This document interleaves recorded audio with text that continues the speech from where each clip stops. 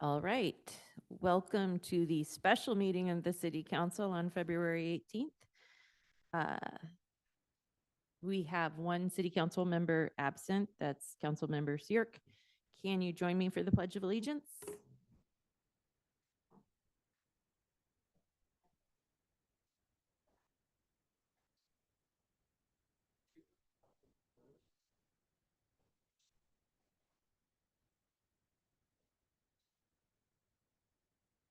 You got something leaking. Oh man, my water.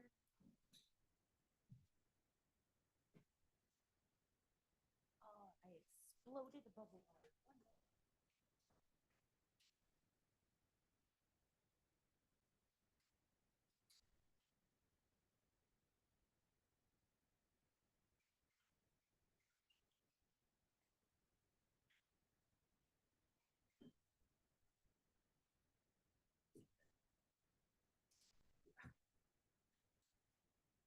It's just, there's no sugar. It's just water. One moment, please.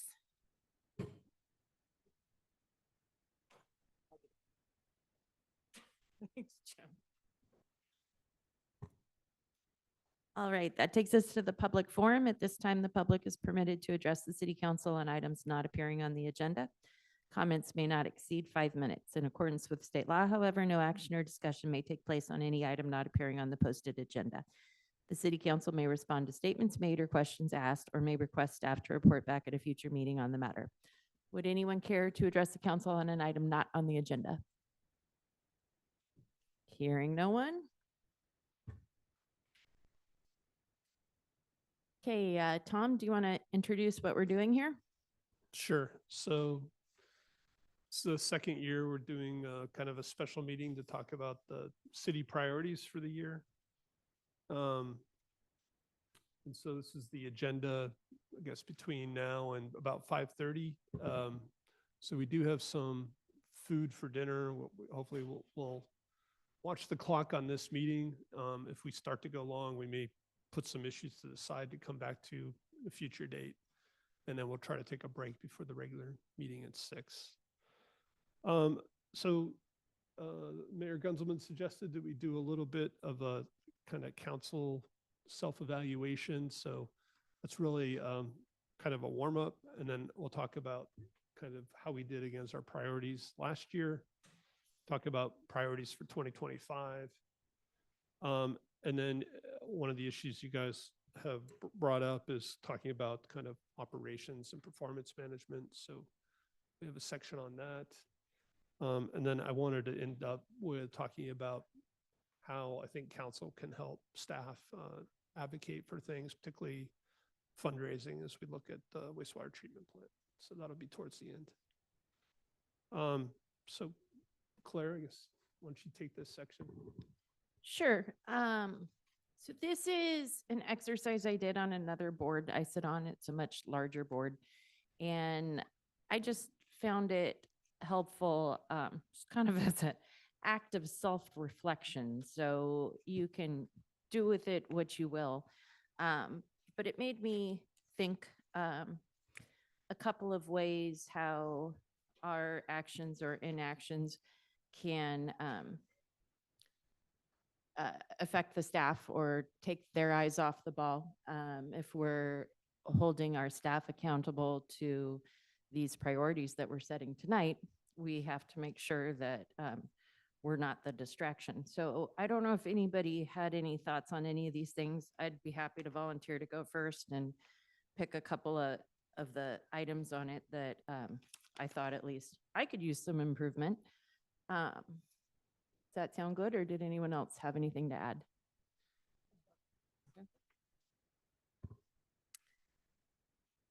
If I could read my writing. 5 down, contact the city manager and administrator prior to meetings with questions and outline requests for additional information whenever possible. I'm sure we all make an attempt to do that. I just wanted to point out that this last year, we've gotten all of our agenda items a week in advance, which is a huge difference and huge help. And the staff works really hard to do that. So in return, we could not blast them with all of our questions on Sunday night. The bottom of that page is open to trying new ideas proposed by staff, citizens, and members of the governing body. I think we all do that. I think the whole council does an excellent job on all of these. But I put a note here, that's a tricky wicket for some of us that have been around here forever, avoiding kind of the institutional knowledge skepticism and balancing, our experience with open-mindedness of our staff. I think one of the benefits to having some people who are fairly new in town is they're not encumbered by that institutional bias, if you could call it that. I think listening well to others, everybody is exceptional at that. I was born and have always been a chronic interrupter. I try really hard to not do that. So I'm sorry, what did you say? please, please correct me if I do, but I do have to say on behalf of all of us, when somebody's on Zoom, it is impossible to not either be the interrupter or interrupt. So our apologies in advance. Somewhere halfway down gives full consideration to the advisory recommendations of the committees. A year and change ago, I think we mostly went away from our standing internal committees, and I think that's been a positive move, and we're all more informed.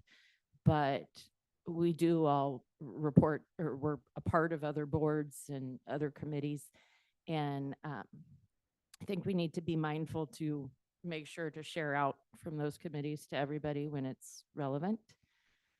And the big one really is 4 from the bottom, does not introduce new items of a complex nature for action at a public council meeting when not listed on the agenda, but rather presents new items for consideration. Whoops, did you cut me off?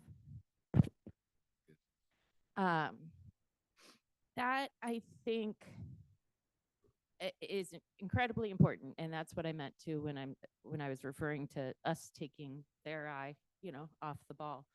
And when we did the procedure document, I feel like we started it probably before Dan and Susan and finished it after you guys joined. That was still kind of the lunky part. Jim, you remember that. We went over it round and round and round again, how to add something to the agenda. And I'm not sure any of us were terrifically satisfied, and maybe we'll refine that in the future. But I just think we all need to be cognizant of how much time we're asking staff to take when we want to look at something else. And then I would add to this, and I'm glad I had written these notes before I saw Tom's most recent packet for today, that we need to advocate for the city, outside of this room. And I'm very excited to have that conversation at the end of tonight. And I hope we watch the clock and are able to do that. So that's what I got out of this. I don't know if anyone else had any comments, or if you just want to take it home and sleep on it or throw it away or whatever you'd like. Well, I thought it's valuable to, as this list does, to really articulate what our goals are and in terms of how we behave and how we work and all that stuff. I think that's always valuable. I agree with you, Claire, in terms of calling out some of these as vitally important. And like you, I landed on that one about not introducing new items as one of the most important ones, because that can, in fact, throw us for a loop, and it's not respectful of anybody's time. And it's hard not to do sometimes, because we start thinking about something and all of a sudden it's like, oh boy, here it is. I've solved world hunger here, and let's do it. So I appreciate that one. And I also appreciate the fact that it's different now in terms of getting the packet a full week in advance.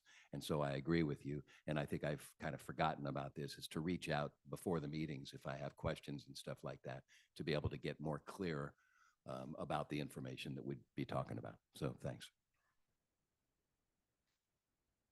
I don't have anything to add. I agree with everything you've said. I think this is something that you can probably look at on a regular basis, just to remind yourself, what how you should conduct yourself, and so I appreciate it. Yeah. Oh. Don't have, I agree with your pointing out some of the more important ones. Yeah, thank you for this, and I will definitely spend time reflecting on it. The one thing that has come up in the last like month or so is that I would like to help do, and I think we could all do this, is work better with the county.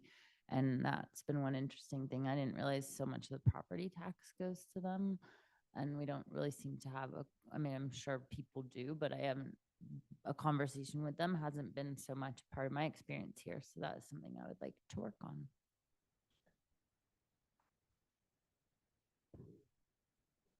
All right, Tom, I think we wrapped that up.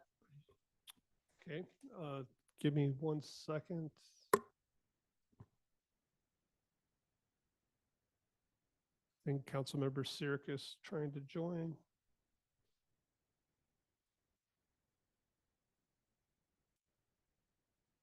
Julia, are you in now?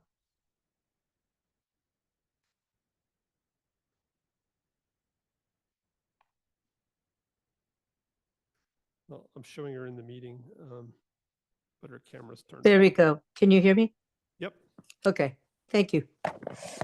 welcome. Okay, so that was your warm up. I don't know, Councilmember Siric, we just did the kind of council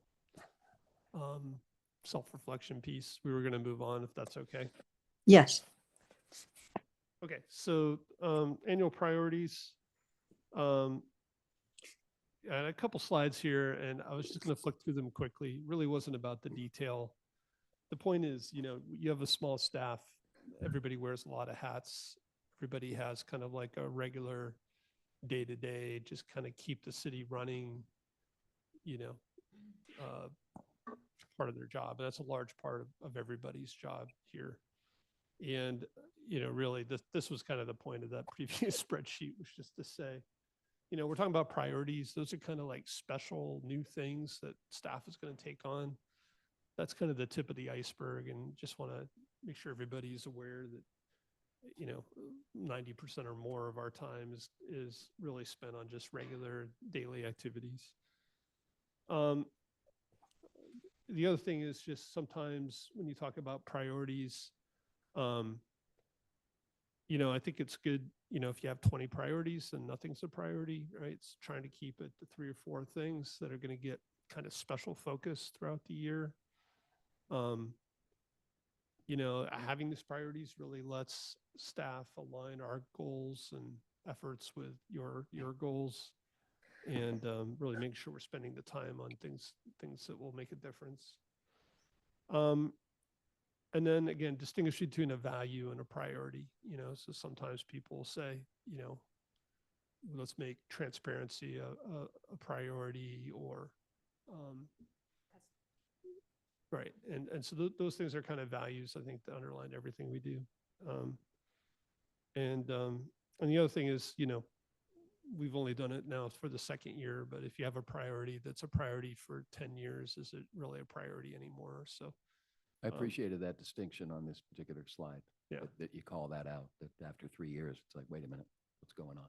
right. And so, you know, these were the 2024 priorities. So first one, developing a plan to maintain and improve the roadways and executing against it.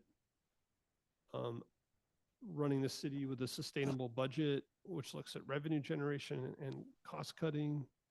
And you guys also talked about being efficient and being innovative last year. So I think we worked that into the priority. And then addressing Sutter Creek's wastewater treatment needs, looking at collection, treatment, and disposal. And then the 4th priority was nurturing economic development, including tourism and local employment. So, you know, this slide I really meant to have a discussion here. So, you know, I think we made some progress against all these priorities. And, you know, it's probably worth talking about how far have we gotten, you know, if this is a priority for 2 or 3 years, are we making good progress? You know, in terms of the roadways, you know, we had 2 projects we got done. We had saved up for multiple years, and we got some money from ACTC that made that happen. We also, created the CIP, and we got the local sales tax, which is a source of funding for the streets. On the budget side, I think we make quite a bit of progress here. We created a long-term financial forecast.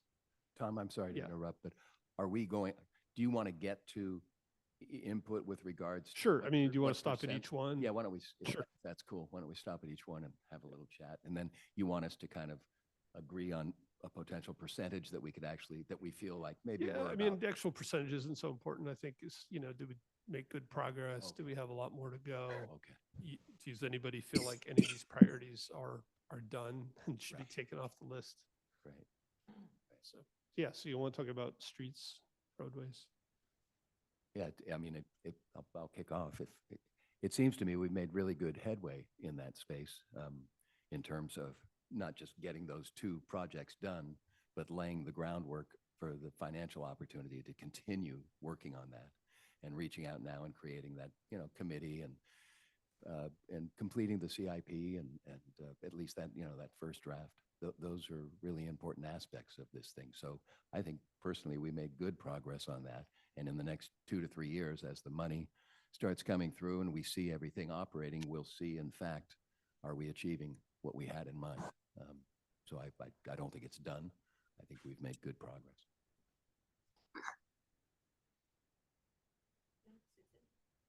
No, I totally agree. I just don't, I wouldn't move it. It may not necessarily, I don't know if these are listed in terms of importance with the top one being the most important but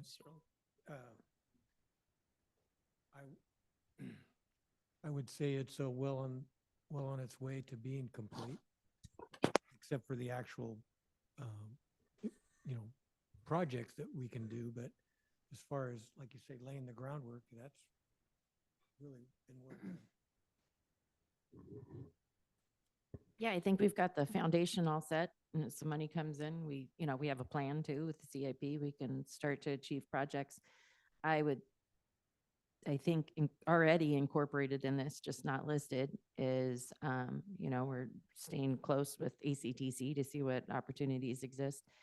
And then, grants are going to be a significant part of, how quickly we could progress on this. I agree. It's going to be at least 2 years down the road before we can actually apply any of the benefit from the new sales tax. I don't want it to see roadways in the broadest sense disappear. It might be worthwhile to consider maybe more specific goals within that area, and then prioritize those goals. But it was a strong enough priority when we set this that I think there still has to see some completion and work and progress reflected. So that's what I feel.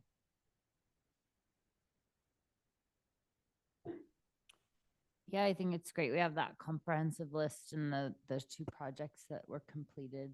I think we're a good sign that we're actually executing that, and the money from the sales tax will be beneficial going forward.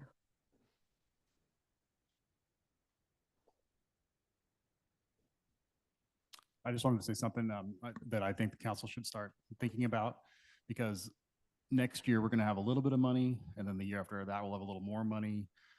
But it's going to become the point where we're going to have to make tough choices on which roads to actually do.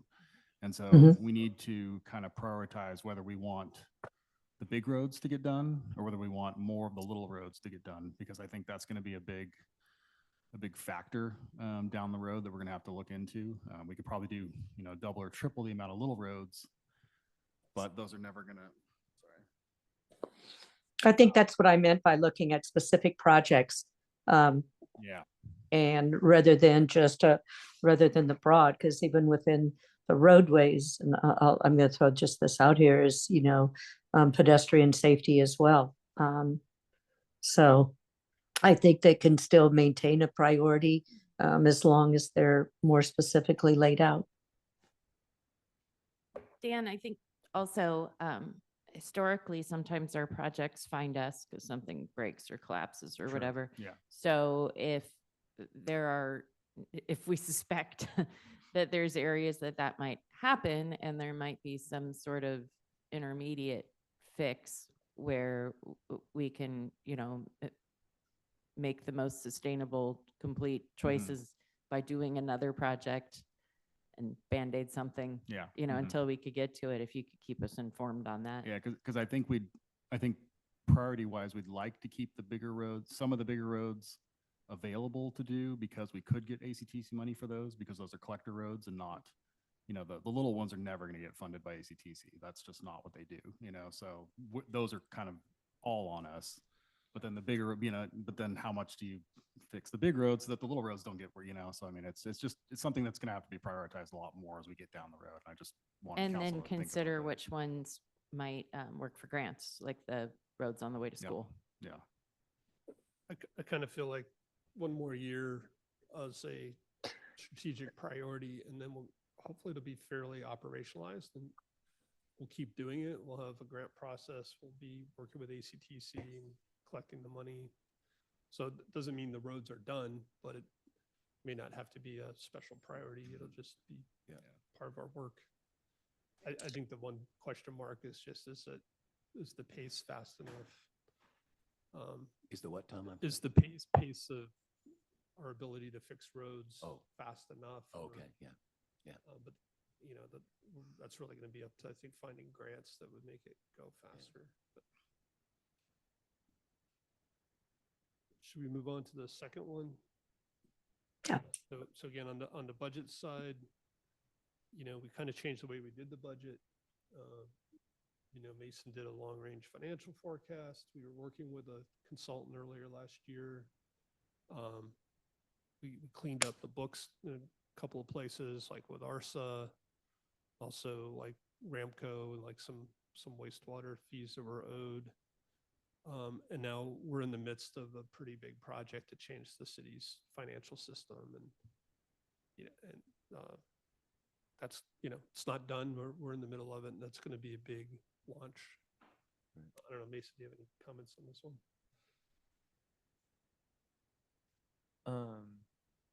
Not much, just kind of tying back to the previous point too, with the sales tax passing, it's something we'll have to watch, manage, and budget for, and it helps us sustainably maintain our roads, which wasn't always a reality a few years ago. And it's optimistic in that way. And yeah, the ERP software, we're really getting into the weeds of it now. We were in pretty early stages for a couple months, 3 months there, but now I'm in like hours-long meetings, going over details and how we'll set things up going forward and how we want it to work, what's the most efficient way for it to work, getting advice from these, implementation folks. So lots to come there. We'll have a lot of deliverables to show you guys. So just keep your eyes out for that too. So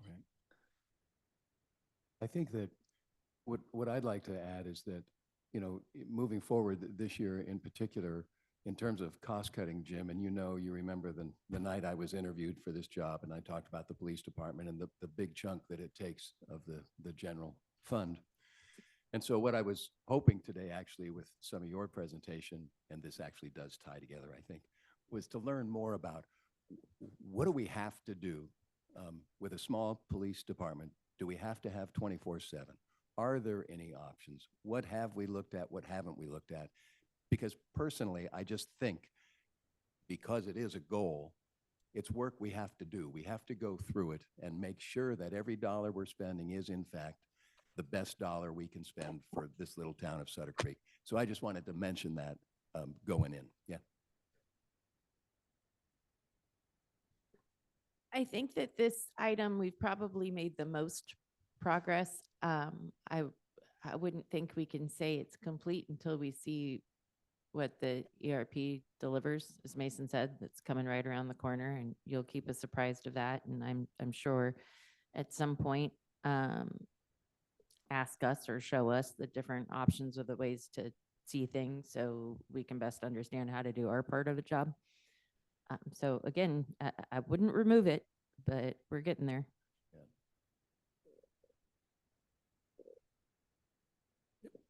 And you guys all don't have to talk on each item, you know, so I don't know. Nope. Any other updates? I'm good.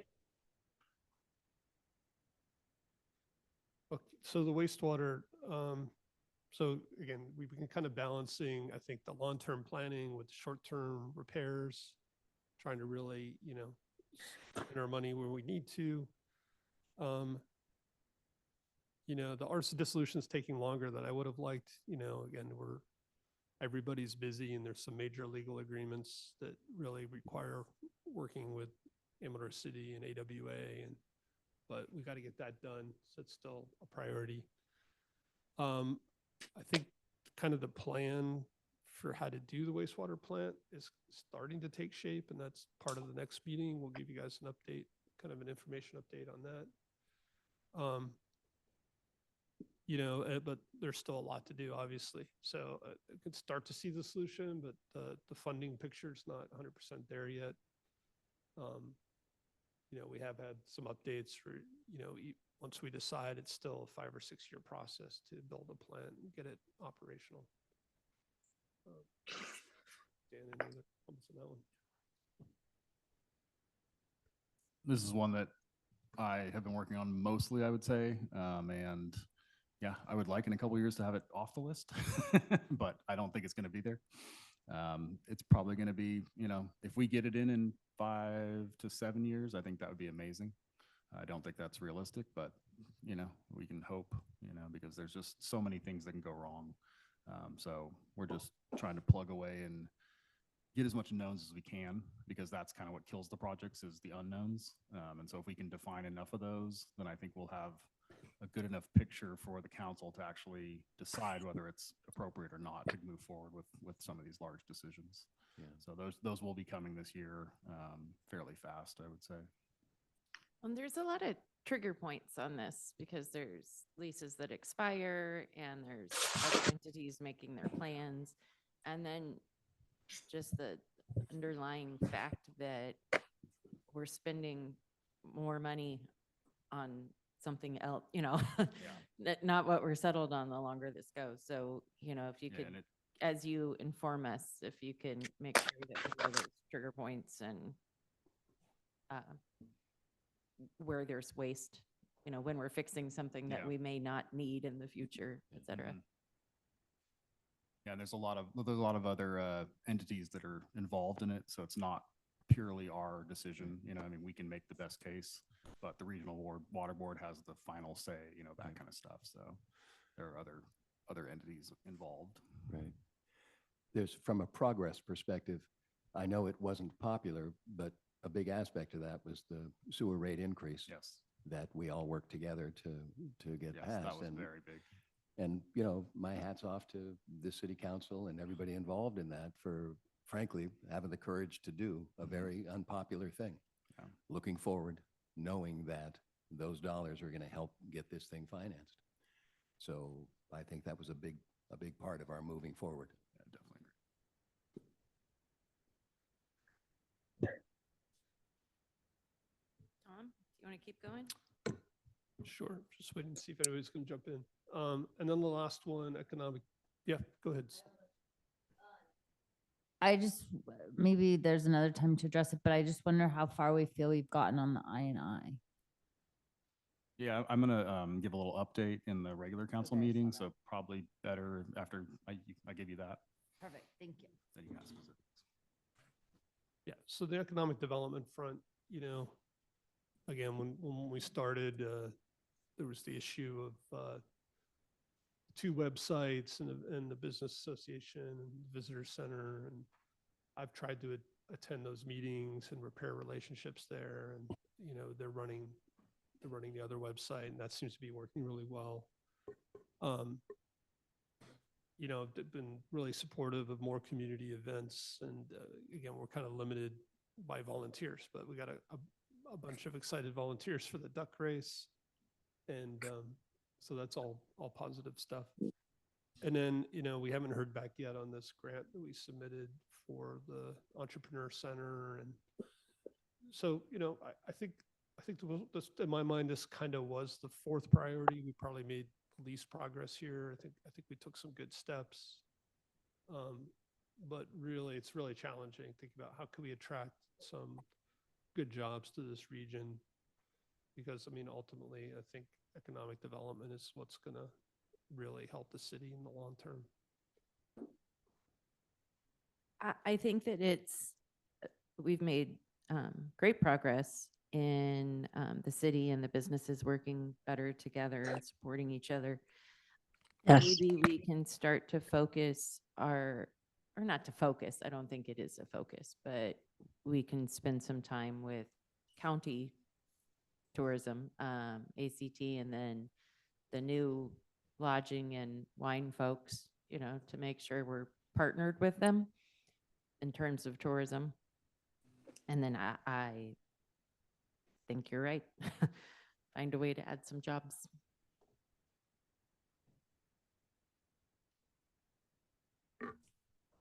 I think on this one, I have a couple things. The first that comes to mind, and I don't know how we address this, but I feel like I should mention it with regard to how many tasting rooms there are in town, and the wine industry is way off. So I don't know if there's anything we can do to try and support them. I mean, there are a couple things that the industry is thinking about trying to attract a younger audience. So I don't know if we could try and build some sort of things that would appeal to like 20 to 40-year-olds at times. And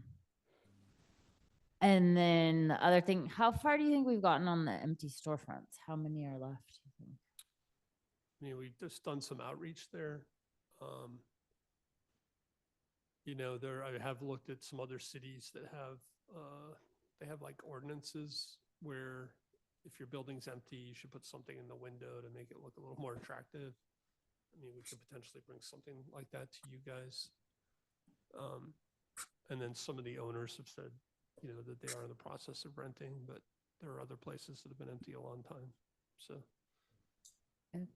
Yeah, and I think the Amateur Tourism Council and then this lodging thing that hopefully will pass, that it's the Tourism Council is great. So yeah, if we keep Sutter Creek at the top of that. Wasn't the wine walk a new event this year?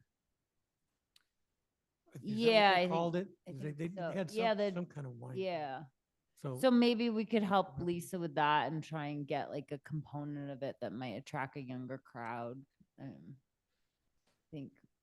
Yeah, I mean, I appreciate those comments. I think, you know, thinking how to attract a young crowd makes sense. You know, I've also been just trying to figure out what's the city's role in some of these things and trying to be supportive of the business association if they're the ones coming up with events.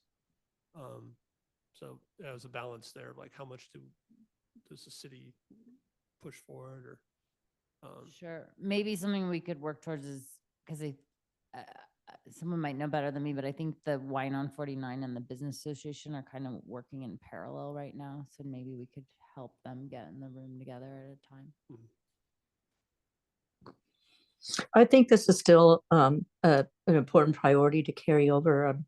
You know, if we get into later talking about further smart and sustainable growth, we're going to have to work, I think, with our business association and the county on how we can, if we're going to further our housing and increase our housing, to be able to keep people working here in the county and not just attracting people to come live who are going to commute, you know, into the valley or into other areas.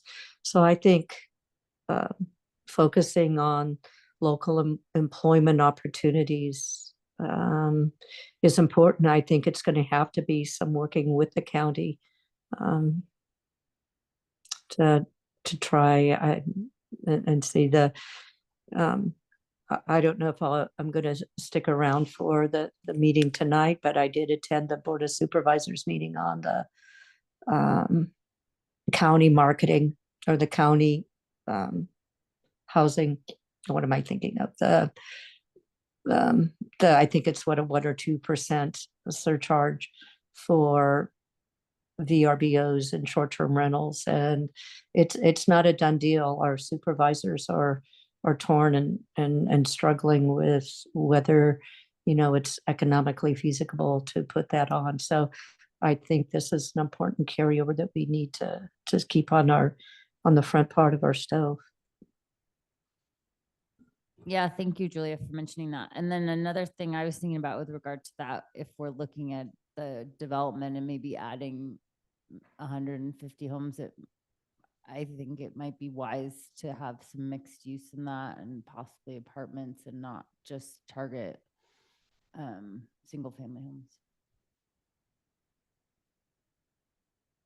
We touched briefly on advocating with our state representatives. California is ranked very, very low in the category of being business friendly. And maybe we can try to change that. Certainly doesn't help that we have that we've gained that ranking, the state rather. I think we have to remember, when we sat down here, how little extra time we have to spend on these things, that 90% of it is running the city. I think the most direct effect we can have on business and tourism is make sure that we're responsive, when something is trying to come here, and that the process is streamlined. Certainly we have to consider it all, but we don't need to add any extra holdups or burdens, before we can see what could potentially happen. Yeah, that's a Good point. That's a good point. So if we keep this as a priority this year, and again, that we're going to get into the discussion after priorities about performance measures, but again, we try to process business permits quickly. A lot of times people do a sign permit after the sign is already up, and is there something we can do better there? Those kinds of things to help make it easier for people to work with the city. Some of them may be just like documentation, like on the website. The website can be confusing, or so things like that. Yeah, I think just being a partner, and in terms of tourism too, Mhm. personally, I don't feel like the onus is on the city to do the marketing effort for any of these specific industries, but we can certainly be a helpful partner with events and everything else and do it alongside. And as someone who's done plenty of events in the city, I think that the city right now is a very helpful partner. Yeah, and I think we've done a really great job with the decor, and you guys are keeping it really clean, and all that is a great marketing tool. So again, I don't think we need to put in percentages here necessarily, but I think that was just a good conversation. And so now we got to talk about the 2025 priorities. And my recommendation would be we actually keep the same 4 priorities. But I do want to give you guys the opportunity if you disagree. If we add another priority, do we get rid of one of those 4? Or I think this is where we have that discussion, basically. Which of the priorities be going forward? Well, from my perspective, I would stick right where we are and, round it out a little bit, like we're talking about some, performance kind of stuff to improve productivity and this and that, but not change these 4. I think this is where we need to be. I agree. The one thing I think we could possibly add as a subtext to the economic development, tourism, and local employment, because someone was mentioning to me how great Nevada City and Grass Valley are, and it's a larger community. But one of the things we've struggled with is trails and whatnot. So we could, not that we're going to take bike and ped road safety to the top, but that might be something that when we're looking at the economic development, it could bring new people here, it could bring more tourism. Tom, you have my notes. I wasn't expecting to be on Zoom, so I gave you everything that I had. I'm trying to remember what I put on that page.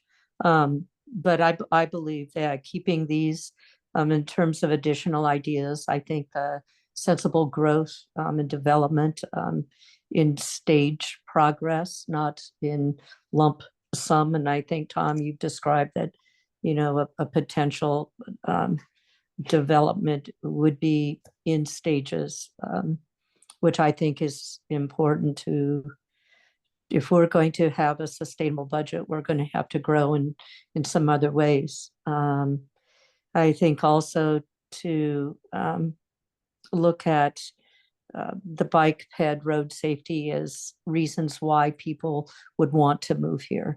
And that ties in with what you just said, Susan, as far as trails or other recreational opportunities. If people aren't coming in droves as they once did for the wine tasting, and younger people are getting out and being more recreation minded and how to meet those needs.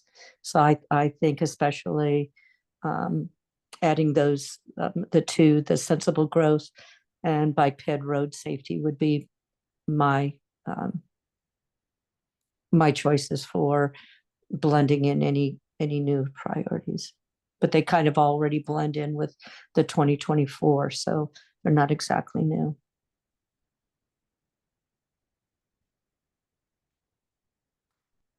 So do you guys all agree? I mean, we can maybe work in some of these things into the existing priorities. Mm-hmm. It seems like that's what we've been attempting to do anyway in real time, in practice. I mean, I don't think we've got a tree planted yet, but I think we're going to get one planted this year. Well, I have faith. so the bike ped, And the bike ped thing, we're going to have to get what are the specifics at this point? There's a call for projects going out from ACTC. We're going to have to submit and do a PSR. but as you know, ACDC has this repaving existing roads thing. So if we were really going to focus on bike ped, I think we'll largely be on our own. We're largely going to have to fund that stuff.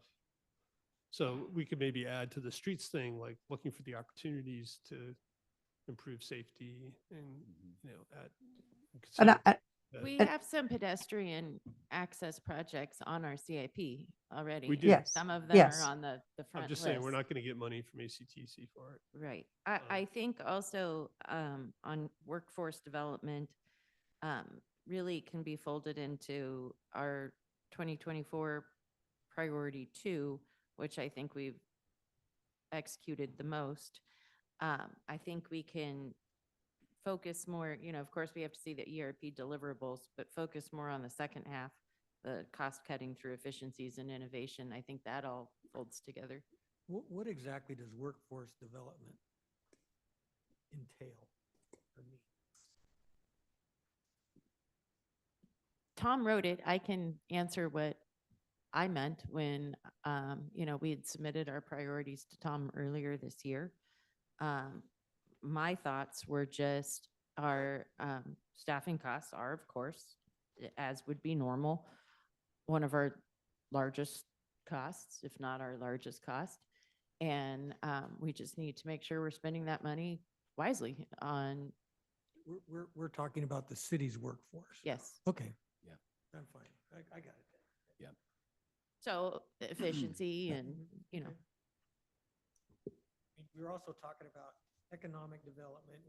With the economic development, you need a workforce. So I thought, Oh, Oh, yeah. I think No. that's two different things. Yeah, this reasonable is something question. else. So that's all. Yeah, it seems like these are, subtext to existing priorities, but from my perspective, there's no need to change the priorities to accommodate some energy around these subcomponents. At least that's my thought. Okay. I mean, I was going to take away those comments and maybe try to wordsmith them a little bit, but bring them back to you guys, or we can Yeah. leave them exactly the way they are. I'm good. Now that everybody, I think, understands what they are, I don't think there's any need to, because they do fold nicely into existing goals. Exactly. which is kind of a nice linear process that we had broad goals and priorities, and now we're getting down and getting specific. So that feels good, and it makes sense on all levels. Good, okay. Okay, so we're gonna switch gears. I don't know, do you guys want a little break or should we keep going? Keep going, okay. Yeah. Oh, I'm sorry. Or we could go to the public. maybe. Yeah. Public?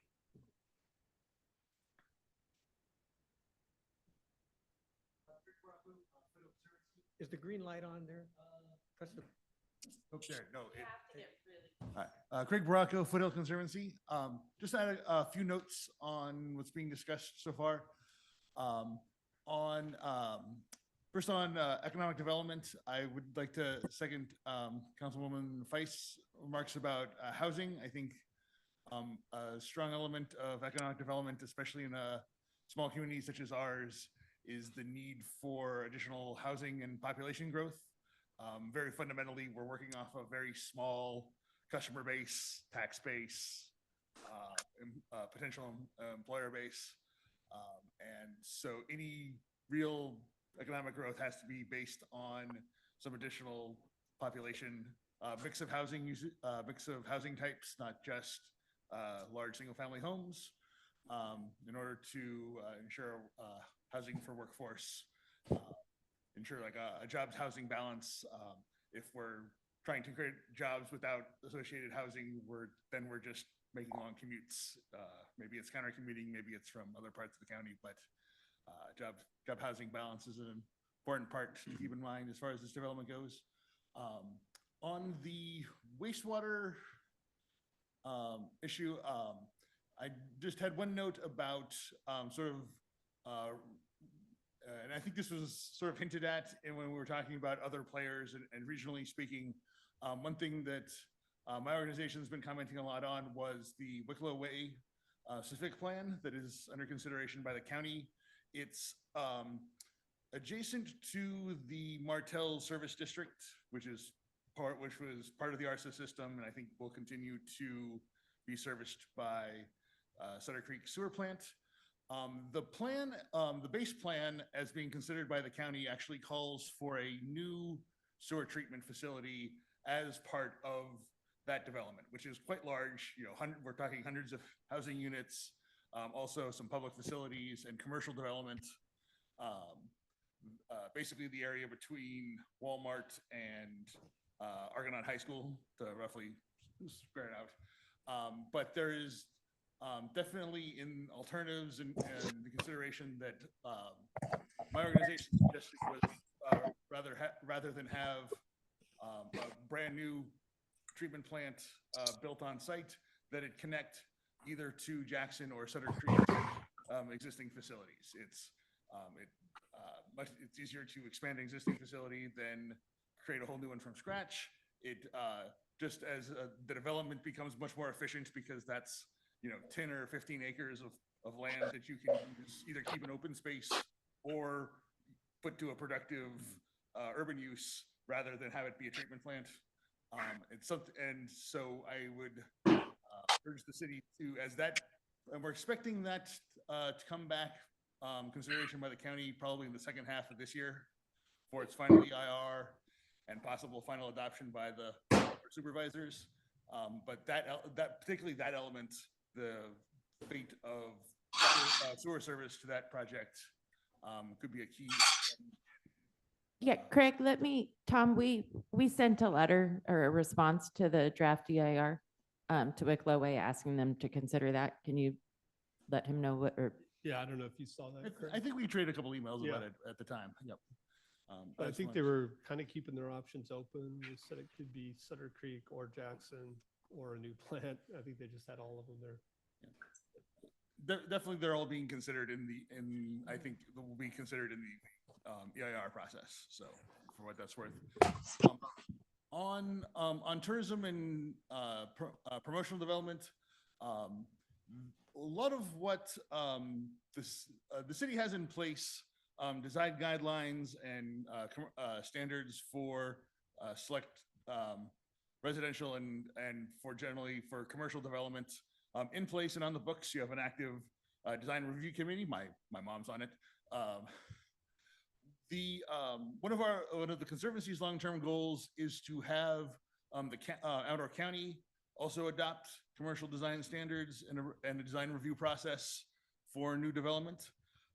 It has not adopted such. However, the county is planning to move forward with the consideration of this. We're expecting in the next few months. The Sutter Creek sort of sits, is an island in Amador County as far as tourism and visitation, right? They have to drive through Amador County to get to us. And I think Sutter Creek has a stake in helping in urging the county to adopt design standards so that new commercial development at the county level is more attractive, less sort of corporate standard. We've had debates recently over like what the Chipotle would look like in Martell. Jackson just last week proposed hotel at Jackson Gate and Highway 49, which La Quinta, and looks very much like the La Quinta you find everywhere else. The Hampton. Yeah. And so because people have to drive through Amador County to get to Sutter Creek, I think Sutter Creek has a real stake in the county's consideration of design guidelines, and I'd urge you to take an interest and maybe a role in that process. Craig, do you know if the county, I know that I believe they've committed to developing some sort of design standards years ago, and I think they recommitted, if I'm right. Have they gotten to the point that they're assembling any kind of group that someone from Sutter Creek could take part in? Yep. When the county adopted its general plan update in 2016, before I was a part of the Foothill Conservancy, but the Conservancy sued over inadequate environmental considerations in that plan. Part of the settlement agreement between the Conservancy and the county was that the county would agree to consider design guidelines and viewshed protections as potential new ordinances. Of course, the process has been delayed. I think for some legitimate reasons, COVID, some not so legitimate reasons, just haven't gotten around to it.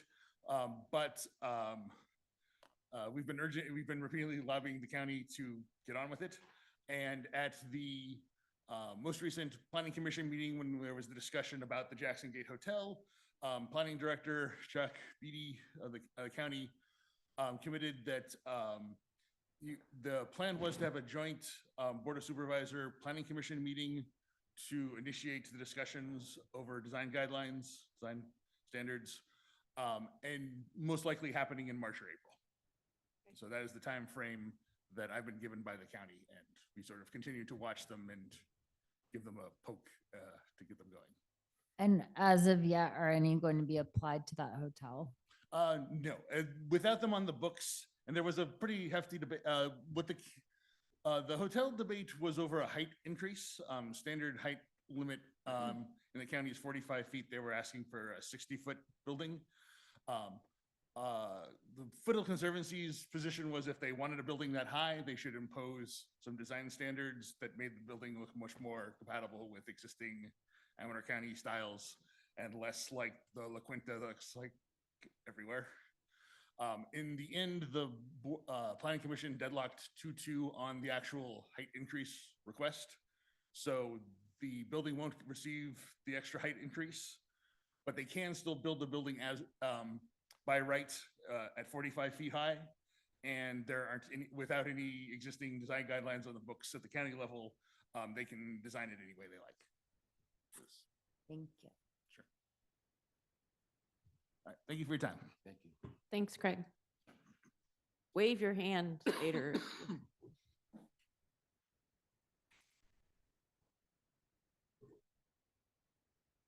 Should we move on, Tom? Sure. So again, some of the feedback I got from council was to, look at kind of taking these priorities, setting kind of objectives by department with kind of performance metrics that we can use. And so, the purpose of this is to give council a sense of what each department is focusing on. Today, you're going to show you kind of a first draft of goals. And, we'll take your comments today, and then I'll work with the teams to really refine those. So I would say we're looking for your input on high-level goals, useful metrics. Ideally, the metrics are generated as while we're doing the work, so it's not like just a extra exercise for people. So, we've been looking at systems that we're using that collect useful stats and that kind of thing. And so again, I know dollars comes up a lot. This isn't really to focus solely on dollars, but really on performance and achieving the goals. We can talk about money, but and I do think we should try to stay at a higher level and not get deep into the weeds. And then I'm going to go through some of these departments, I think, pretty quickly. The two biggest are the police department and public works. So I think that's probably the most useful place to spend time. Any comments on that? When do we want to move on to the city council advocacy discussion, about 5 o'clock? Yeah, I think we can do about an hour of this, and then Okay. yeah. So I think we're doing pretty well on time. Derek just stepped out, so we can come back to his. But again, I think from a legal perspective, one of the biggest ones keeping us out of costly lawsuits. I think again that we haven't had a lot of those. We could be lucky that we don't. If you don't count ARSA. Right. From a city perspective, I guess. In this coming year, I think we have 2 labor agreements. So if the attorneys can help with those, and we also have a bunch of legal work around ARSA.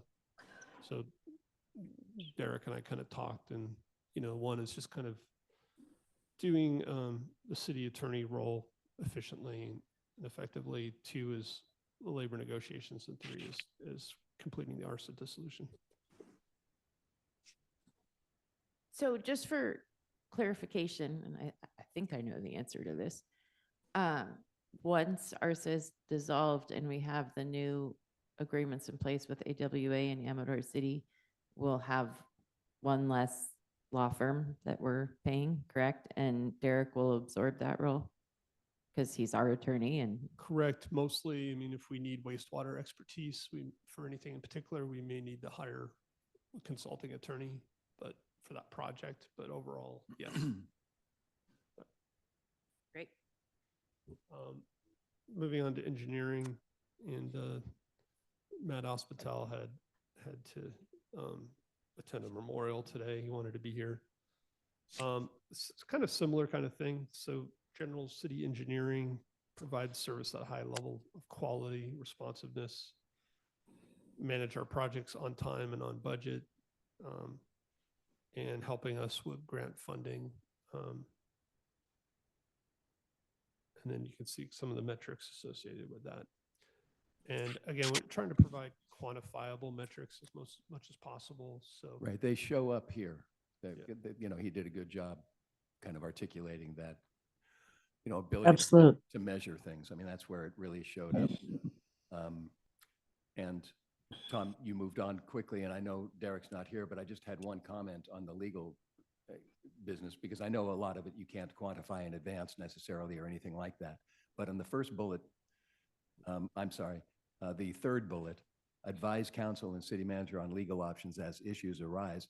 I would only suggest that preemptively, as Derek is looking at the agenda, just like we all do, that he come prepared to answer those kind of questions. Several times it's come up this year where we wanted more information and he was going to go away and come back with that information. So to whatever extent he can, look forward and anticipate. Thank you, Jim. That'd be helpful. Right. But yeah, I appreciated the quantifiable metrics on this next one. I think that we have to keep in mind too that the engineering has absorbed the code enforcement fairly recently, and I think that that's been positive. I'm not sure, I don't think it's a discussion for you for today. Like you said, we're not talking about dollars, but when it comes to the budget, we have to remember that that's being supplied by this firm, and it was something we had done internally. Yeah, and I don't think I have any code enforcement metrics in particular, but that might be something to talk about. I think it's been a successful change. Absolutely. It's Agreed. really- Yeah, I do too. It's just from a metric perspective, it's a little soft right now, but again, a lot of it is cajoling and working with people. So that's kind of the nature of it, but we could probably track it a little better. So on the planning side, this is one, this kind of gets to what we were talking about streamlining for business. It's really looking at our development process. So again, there's the day-to-day processing of applications. And it's kind of shared between multiple people. People come into the front desk. And then they talk to Aaron and, there's a little bit of handoff issues. So I think looking at how we could streamline the process, maybe creating information. I think developers kind of know how to work with the city, but sometimes a random homeowner, it's their very first time. And I think sometimes we assume, they know more about the process than they do. So I think some of those things could help. The second item here on ADUs, this is here because it's in our housing element as one of the programs that we committed to do. So I think that's why Aaron included it. And then providing updates on new housing laws, was another area that she wanted to focus on. Are those handouts and flowcharts that are being referenced, have they already been created? No, they need to be created. So then the metric is, what are they and when are they going to be created and when are they going to be shared and with whom? And what is the purpose of that? If it's to streamline the process and cut down the time it takes to get from A to Z, then maybe she can contemplate by what percent does she think she might be able to accomplish that with this new set of documents? Might she be able to streamline by an additional 25%? I mean, I don't know, but that's kind of in line with what we're thinking. Yeah. I think this is part of it too, but there's confusing information or even misinformation out there about the costs of building.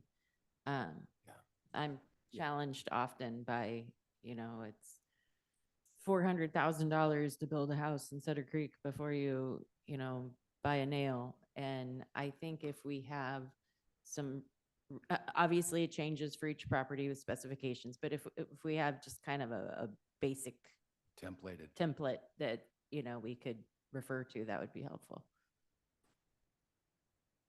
And the how-to meeting, is that for members of the public and officials to how to build, how to apply, how to, but Yeah. How to do a development project. how to start the process? Right. Okay. I like that idea. Anybody else? One more thing. I think it's been positive the last couple of years. Maybe it's gone on longer. I've been aware of it for a couple of years that the planning departments and the county and everybody have tried to work together to help with efficiency.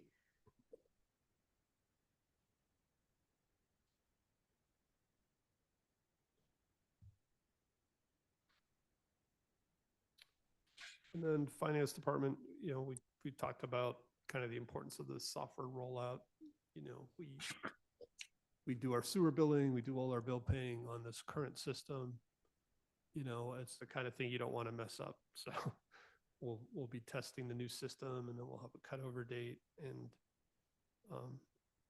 so again, looking at the schedule and trying to meet the schedule is kind of a pretty clear metric. It's not just one date and time, like successful launch. It's really about, right now we're working on the chart of accounts and kind of updating that. And then we'll have a test, and then we'll do a launch, and then utilities will come after that. So there's going to be kind of multiple milestones. So Tom, you referenced a schedule right then. So is there in fact a project plan that has dates and milestones for accomplishing this whole thing ultimately as a whole? And again, I really don't want to get into all you guys' business, all of this, and I want to back up a minute. I want to say that when we talked about all of this, it was really to try to just make sure that we're all working together toward the same goals and that we're all held accountable to accomplish things. So just so you all understand that that's where we're coming from. We're not trying to get in your business about managing your people or anything like that. But, there's a bit of a cultural shift opportunity, we think, where we're all pulling in the same direction here. That may or may not have always happened that way. So I'll quit editorializing and let you answer the question. Go ahead. We do. I have biweekly meetings with the project manager on their side about the schedule. Mhm. It's like the big schedule, but it is a living document. I mean, it changes every meeting just because this isn't the only thing he's working on. This isn't the only thing that I'm working on, but we do have that, and it's firm on my end. I want this done by here, and whatever the inside of that from here till then looks like, Right. let's work together and let's figure it out. And so Right. that's kind of like what we go over every couple of weeks about where are we at right now? What are our challenges? What are we really ahead on? Right. What can we finagle within this window of time that's forever shrinking, right? Mason, does that mean you have a date in time where you want the transition to the new system complete, including everything, training? blah, Almost blah, blah? almost everything. Yes, By- training by- included. By what date? I would like it by the fiscal year start, to be Yeah. honest. Okay, I mean, that's coming right up. But yeah. Yeah, good for you. And then they build a plan that holds that milestone out there, and then everything from that milestone to today is in flux constantly. It is a living, Of course. breathing. Yep, Yep. All right. exactly. And so I would say, again, they have a professional services organization. They have a process that they use with every customer. Right. They're putting us through that process. So we Yeah. have a project manager. Yeah. We have engineers that come and go for different tasks. We have a Right. training calendar. So Mason's team has been taking classes already. And so they kind of keep pushing us. They're like, okay, this is step 3, and Right. they just tell us what to do. Right. yeah, we, the biweekly check-ins are just milestone check-ins too. Like, hey, we gave you X, Y, and Z to do. Have you done X, Y, and Z? How does it look? You feel good? Okay, here's phase 2.2 or something, Yeah. Thank you. Appreciate That's it. kind of what it looks like right now. And it's, like I said earlier, it's heating up pretty quick. So like I said, as we are building now, we're gonna start building pretty quick. We'll have some stuff to show you. Great. Thank you. For the finance department, I'm not sure how this fits into metrics or objectives, but I feel very aware and have for a long time that the finance department, besides their regular duties, they're the front door. And, some number of years ago, they absorbed a lot of planning and building type functions. And then some years before that, when the city clerk moved back here, they absorbed more functions. I would like for us all to be cognizant, and then, when it comes time to consider new plans, we have the jobs posted for city clerk and the project manager, how those things can go back off of finance, to the appropriate people. I would hope and think that maybe one of those people would be in the front building to reabsorb the front door duties. But I think we have to keep in mind how much of their time they're standing up to deal with something that is not finance department related. Yeah. That is absolutely true. Fair enough. Thank you.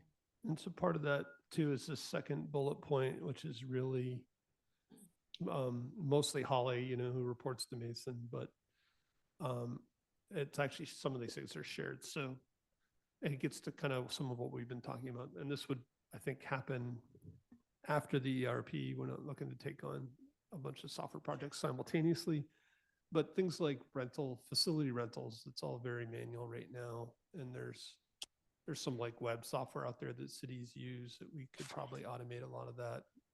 Well, doesn't that fancy website that we pay for have a lot of that functionality?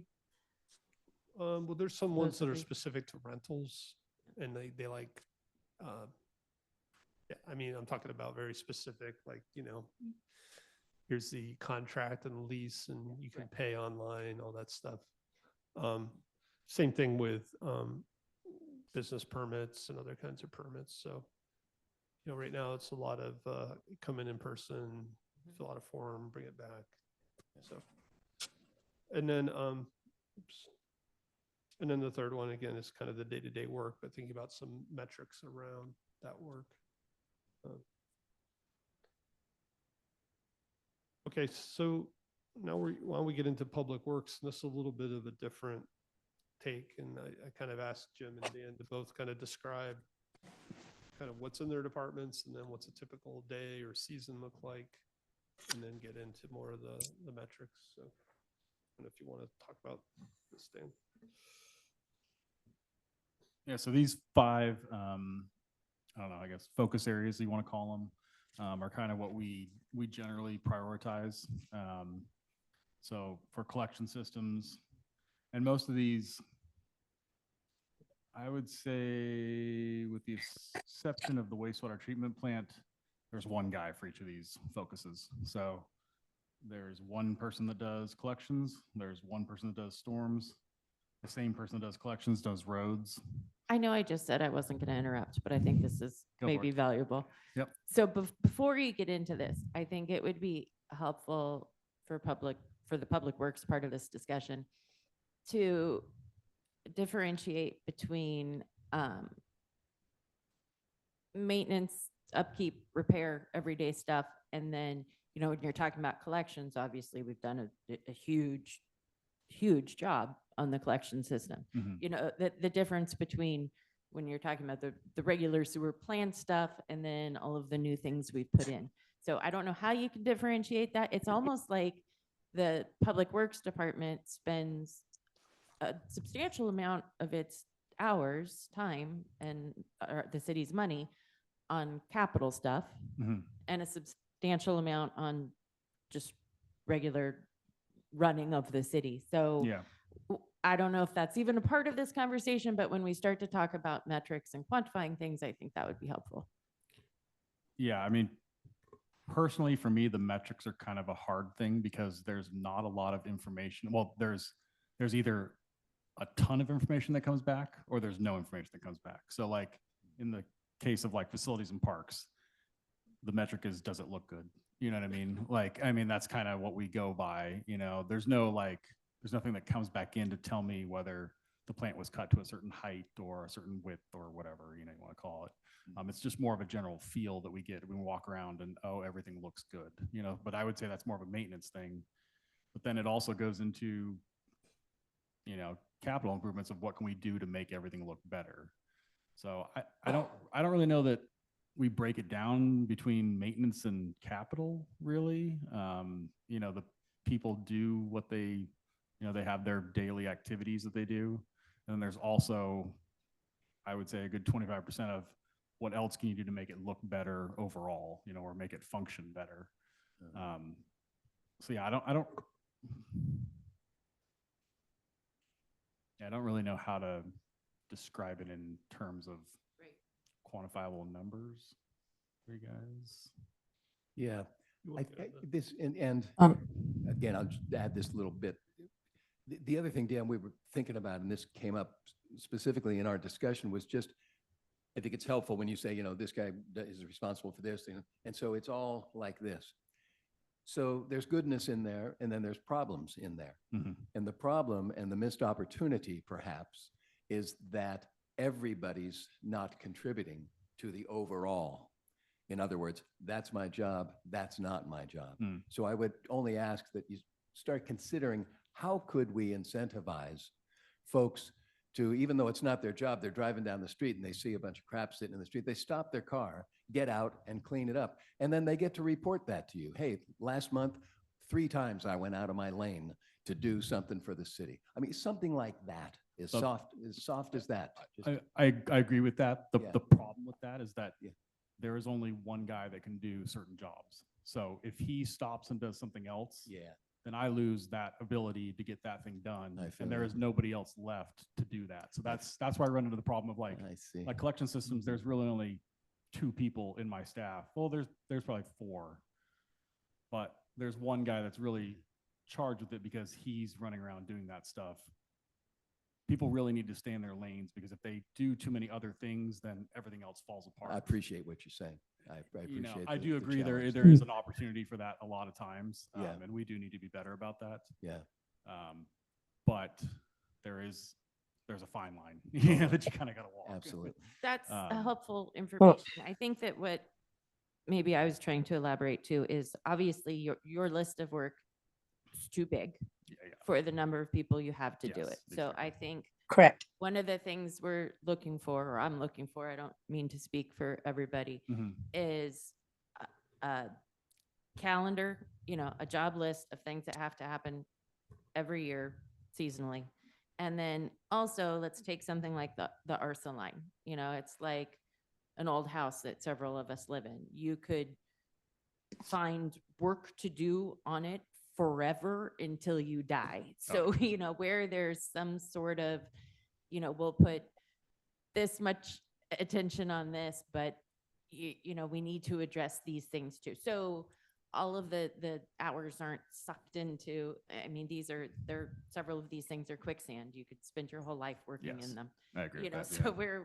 how we can make sure that we're getting the other things checked off the list. Yeah, I think one of the challenges that we run into all the time is that there are so many emergencies in our line of work, Right. that people get pulled all the time to different things. Yeah. And I think sometimes when people get done with an emergency, they kind of sit there and say, okay, Right. I'm done, and then maybe somebody walks by right there and thinks like, oh, that guy's not doing anything. And you're like, well, yeah, but he was just working for 12 hours. You know what I mean? So it's just kind of the nature of the business of public works is more emergency focused rather than maintenance focused. I mean, it's maintenance focused, but it's also, there's a lot of emergencies that come Yeah. up all the time. I switched to the calendar here. Were you done with Oh, the yeah. previous one?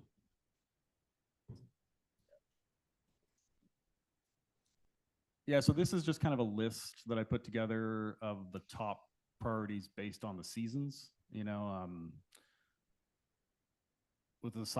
aside from facilities, everything that we do is outside. Yeah. So it's all based on whether you get a lot of rain, whether you get a lot of sun, whether you get no rain, whether, the pipe breaks, whether, so there's certain things that just happen to be done at certain times. We try to combat that by doing maintenance at a certain time, before a storm, or we clean the lines, before winter comes, or we know all the water is going to get in there, that kind of stuff. So this is just kind of a list to show you some of the things that we spend our time during each season, is what I kind of tried to build. I'm going to say it again too. I appreciate that. And I know you guys are doing that. Again, I think it would be valuable to have annual kind of checklist things, because when we get, questions, I'm going to use an example from, I don't know, maybe it was 2 winters ago. And I think Jim experienced this too. We were getting all sorts of questions about if we had or had not sprayed. And it had seemed that we Yep. were spraying in a different place than we used to, in a different time, or not, or skipped a year, and we could not find the answer to respond. So if there are, or if the grizzly's been cleaned, or the whatever. So if there's some framework where we know, yes, this October, we completed the pre-storm, it would be up to you guys to define what that is. Yeah, and I think what I've tried to do more is build that into my monthly public reports, public work Yes. reports, kind of to tell, because, last year, or not last year, 2 years ago, during the summer, we were running around irrigating like crazy. What I've heard is that the guys are working 12 hours a day, 24 hours a day, all that stuff. Well, then this last year, we didn't have as much water, so we didn't have to do any of that. So we didn't irrigate at all. So that freed up a bunch of our time, so it's very weather dependent on what our priorities, and either if we have to do that or not, so like right now we should be spraying. We ran into a little trouble with the county getting our license. So we can't spray right now, but as soon as we get that cleared up, we'll be right on it. So it's things like that that just kind of. So can I ask, I mean, Sure. this was a high level calendar. What are you envisioning, Claire, like the difference here versus the monthly report, which it does lag a month? But, Well, the monthly reports have been very beneficial. Maybe I just need to I read them, but maybe if you can quantify when something's done for kind of make more of a check mark. We've Almost, done our spraying, yeah, the almost like turn that in. creeks 80% clean, or whatever these maintenance types. Yeah. And it's better for you guys too, when we can respond back to the people asking Yeah. us these questions. Yeah, we're on it. Mhm. Or we're unable to do that this year because Yeah. of blah blah blah permit, or whatever the case may be, or like you said about the irrigation that year. Because if we're informed, we can help you guys out, and supporting all the work that you are Yeah. doing. Yeah. I think the key is just more communication, to be honest. I mean, I think because everything changes so fast in public works, that from day to day or month to month, sometimes, I'll have a conversation with somebody and say, hey, we're going out and doing that. And then 2 minutes later, I'll get a phone call. Then, well, none of that's happening anymore. And now we're on to the next thing, So the only way I can help you guys out is to communicate more effectively, or more, I guess. But yeah, I don't know what kind of metrics we would put around that. I was struggling with the metrics, to be honest, Yeah, to figure out what. I understand. I think, Um, I think what Claire's referring to, and I think what you might be able to do is you kind of look at this thing just differently, and you set it on its side, and it's like a calendar, and the red mark shows where it's got to be done by this time, kind of deal. Come hell or high water. Otherwise you just can't do it. It's not going to be beneficial. It's not going to be helpful. And so then as you go through your world, even on a monthly basis, you could update that. So we see, oh, that task is done. I don't know. I'm just trying to throw out what Yeah. Do you have checklists? Do you have like a weekly clipboard that they go through and like, I did this on that day? And because they know what they're doing, but what if they get hit by a truck and they're not here anymore? How does the new guy know what to do and when? Yeah, I mean, I have a list of their activities that they do, and then they go through all those, but then I sideline them pretty much every day. I mean, almost 2 hours a day. I sideline most people with different projects that I need done that are higher priority than the other things that they're working on. So it's kind of like a background list of projects. And so like when they don't have things for me, then they do their normal stuff.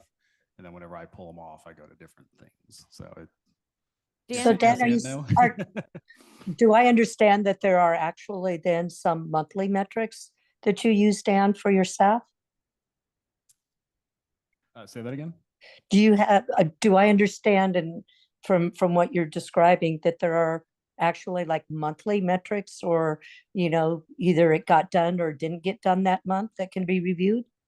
That can be helpful for you to say, oh, we need to spend maybe more time in this next month, something like that? Not really. There's more of like a seasonal list in my head of which items need to be done before the storms come in or before it gets really warm. But then if the weather changes, those change. So the priorities kind of shift also. I think Well, I'm just thinking, like, for example, like, who this week does, like the trash cleanup. I mean, I'm just thinking observable things. We're thankful for all the things you do, which probably don't always go and are seen or observed. But I'm wondering if there is like a monthly, like, check off or system, like, okay, this month, in May is going to look different than, July or September. So they see also maybe how their jobs, will change, and helps in expectations. To be honest, not really. No. I mean, they have their normal activities that they do all the time.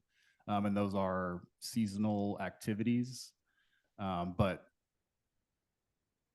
until it becomes a priority or they have free time, it's not really quantified, and I don't really know how to explain that. It to you. may Um, help you. I know that because some weeks I'm better at getting my staff to use checklists than others, and yours is a little different, but it, it might really help. And then and it doesn't take much time, and like, oh, okay, I did this. And even if they're like, these are the things I do every week, and okay, Monday I got pulled aside, I didn't do any of them. Because I think, I mean, I haven't given this much thought. I'm not complaining at all about, I think you're doing a great job, but, like maybe we forgot to prune the bushes over by the creek, and then you don't have to go look at it and tell them what to do, and B, it doesn't get overlooked, because I think it's easy for things to fall through the crack. But I'm not sure that's totally applicable to this position. I just know if I do it, my staff runs a lot better than not. And I also I'm- don't tell them what to do as much. But I'm also thinking it would be helpful information, something more specific. For example, when it comes down for you to do, staff or personnel, evaluations, if they're being done, that it's something, it's something that's already in writing and written down.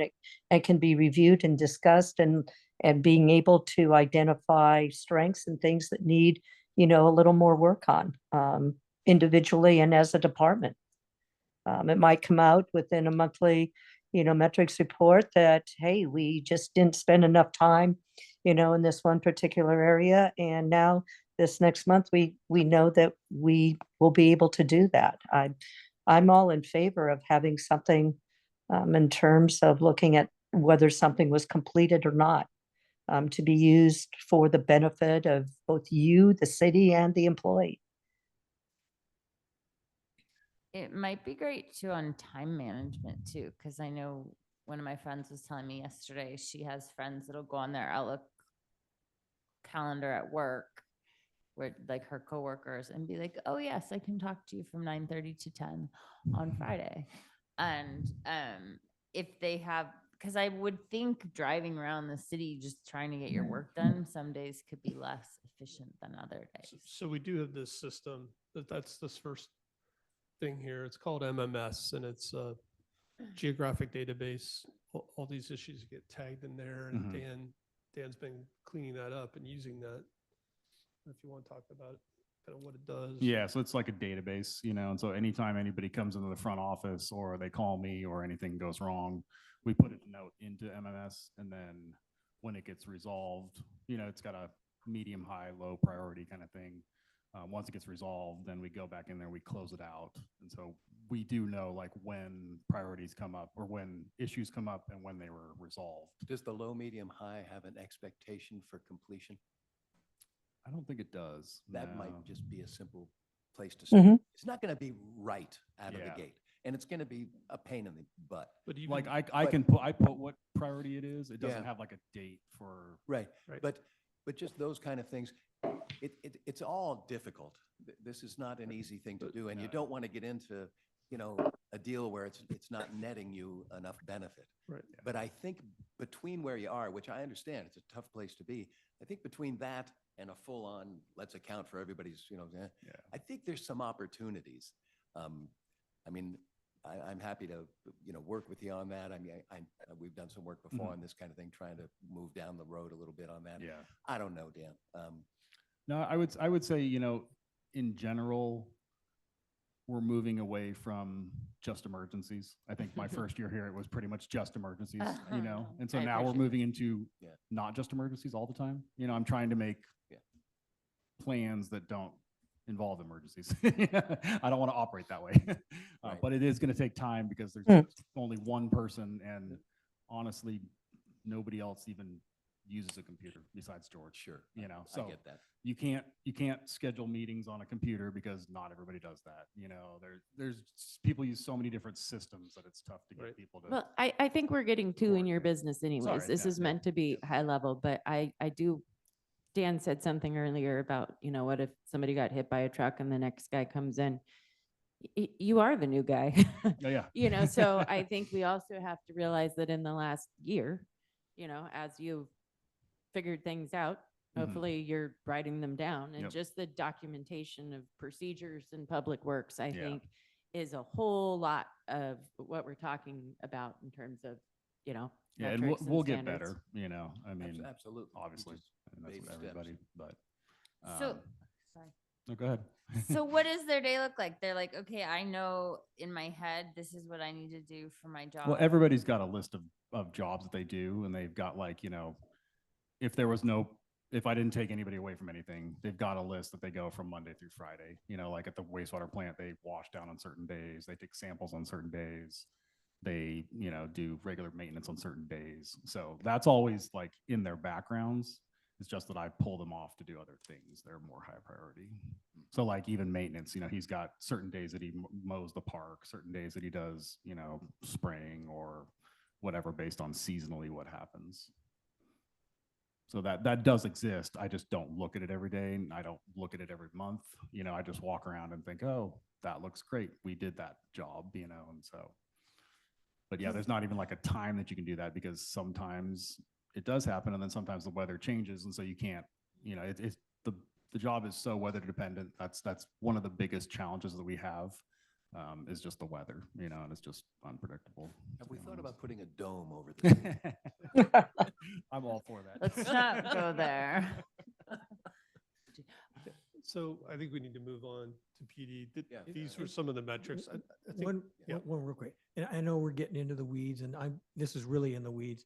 But I just want to make sure that that you consider, or if you're not already, working with our fire district on these weed abatement, because they've got a lot of experience and institutional knowledge about what works. Oh yeah. Okay. Definitely. Yep. Good. So again, I think Dan and I can work to see if we can leverage this MMA. Maybe we can start to pull that in the monthly reports a little bit, just to say we finished three high priority tasks, and there's eight that are open or whatever. Maybe that gives more feel for, Yeah. But the system's there. They're underutilizing it. Yeah, I think the main objectives, the metrics, I guess, that you would want to say that I would go for the next year would be, making sure we respond to all the complaints that people get, through our MMS system. within X time. Yeah, within X time. Not I think just, I put, it can't be I totally think open. I said an initial response within a day. Yeah. And then like within a week it's done if it's something simple, or 2 days or something like that, And then my second priority, metric would be to stop SSOs and reduce their quantity, because that is an environmental hazard that comes out of the sewer. If we're not on that right away, if we're not cleaning that right away, we can do maintenance to prevent those a little better. So making sure those numbers get targeted is a good metrics that we use. And we already collect that and report it every month.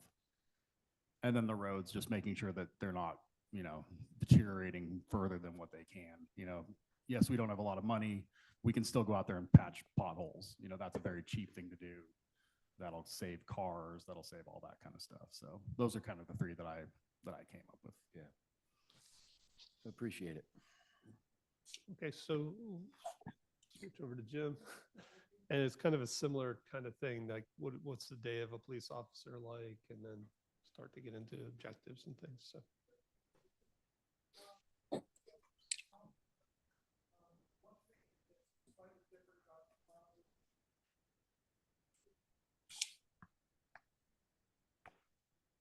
Jim, is your mic on too? Just, it should be green. Green light. How about now? Yeah. Okay.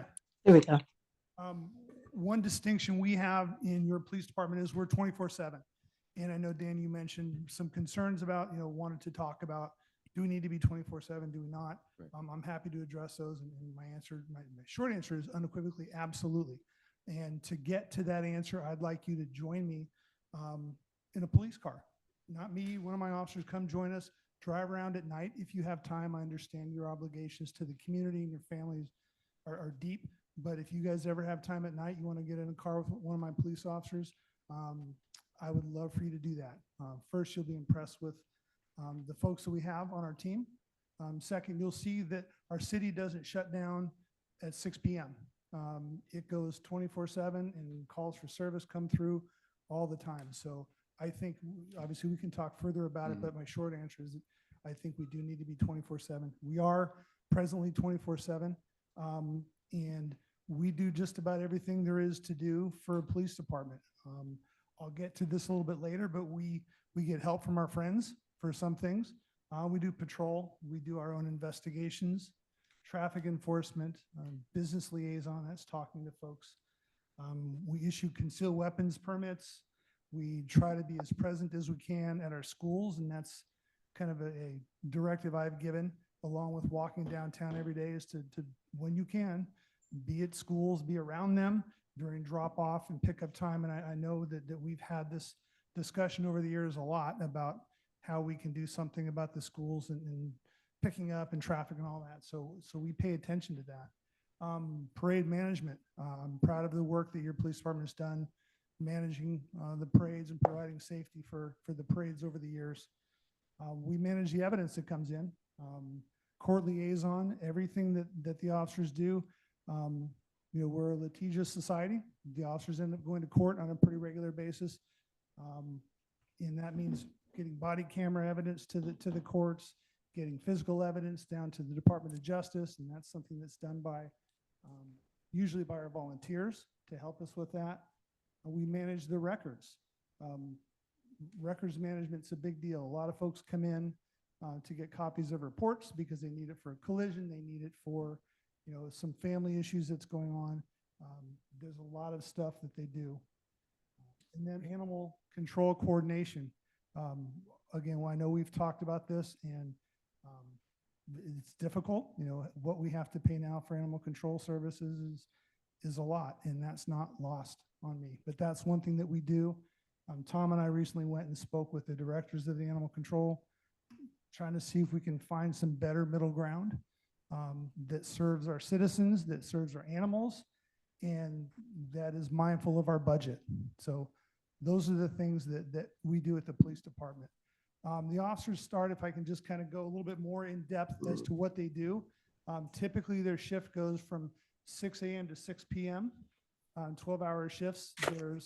There are periods of time throughout some of the days where we have an overlap. So when I'm there, there's an overlap. When the sergeant's there, he's right now on a swing shift, there's an overlap. But typically, the officers are on their own most of the time. Now, that again goes to the great support we get from the Sheriff's Department, Jackson Police Department, ION, CHP. We have great mutual aid in our county, and I think I've said this a couple times to council over the years, better than I've ever seen anywhere else. The manner in which the officers support each other and cover each other, it's really remarkable. So they do that. Hopefully you've seen the officers downtown walking. That's another directive that they have, is, giving your calls for service and how you prioritize your calls.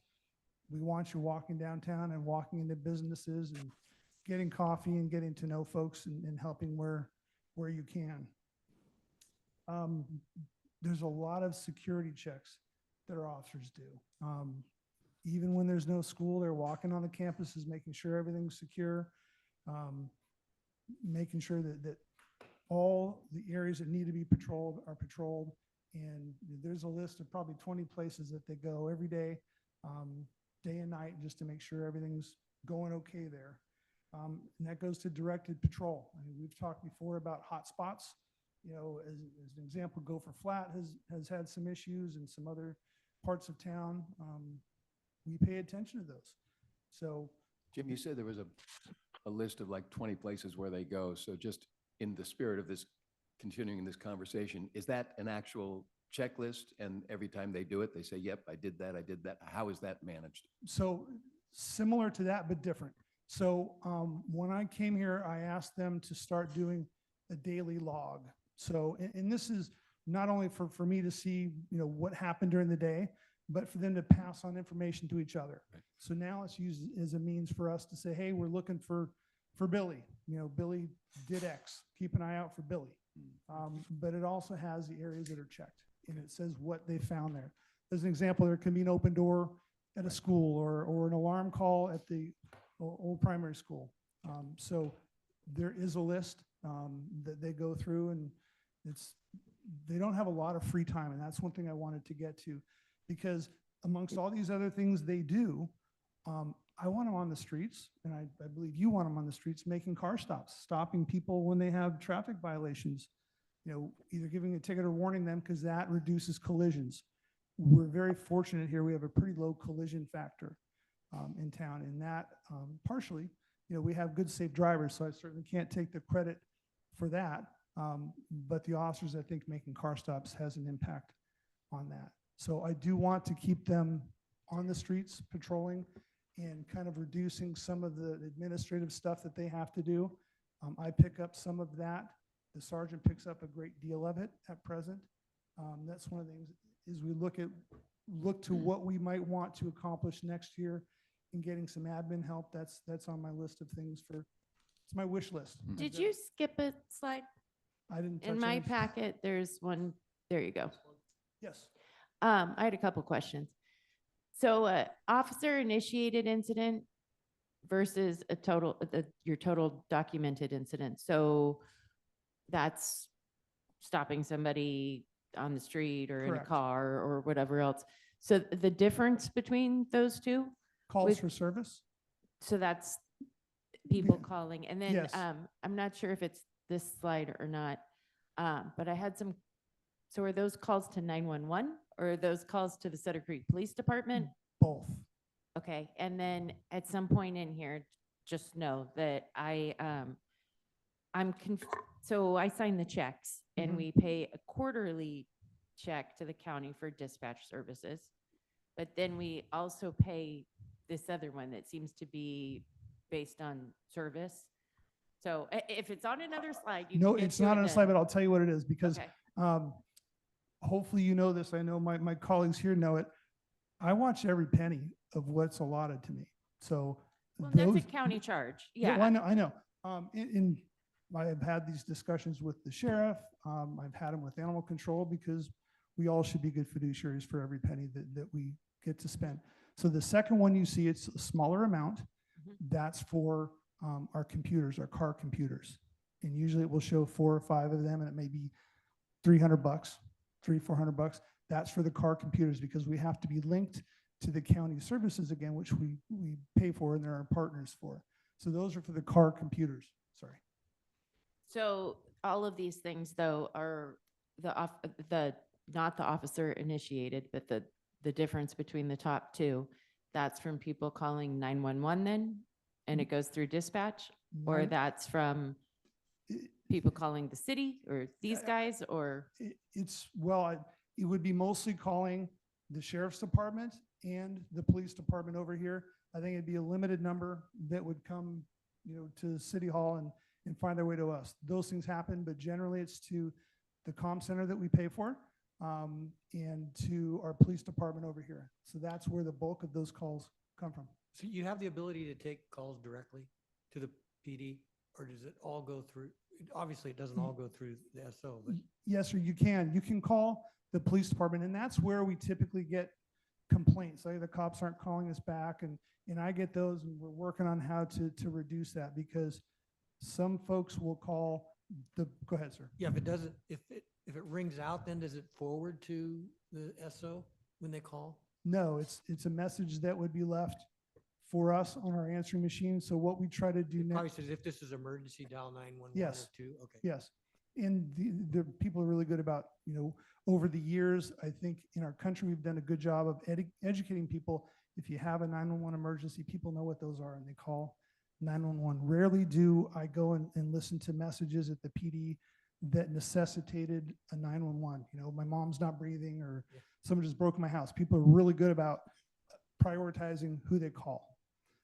There is a downside to, having limited staff is I have the officers check it throughout the day.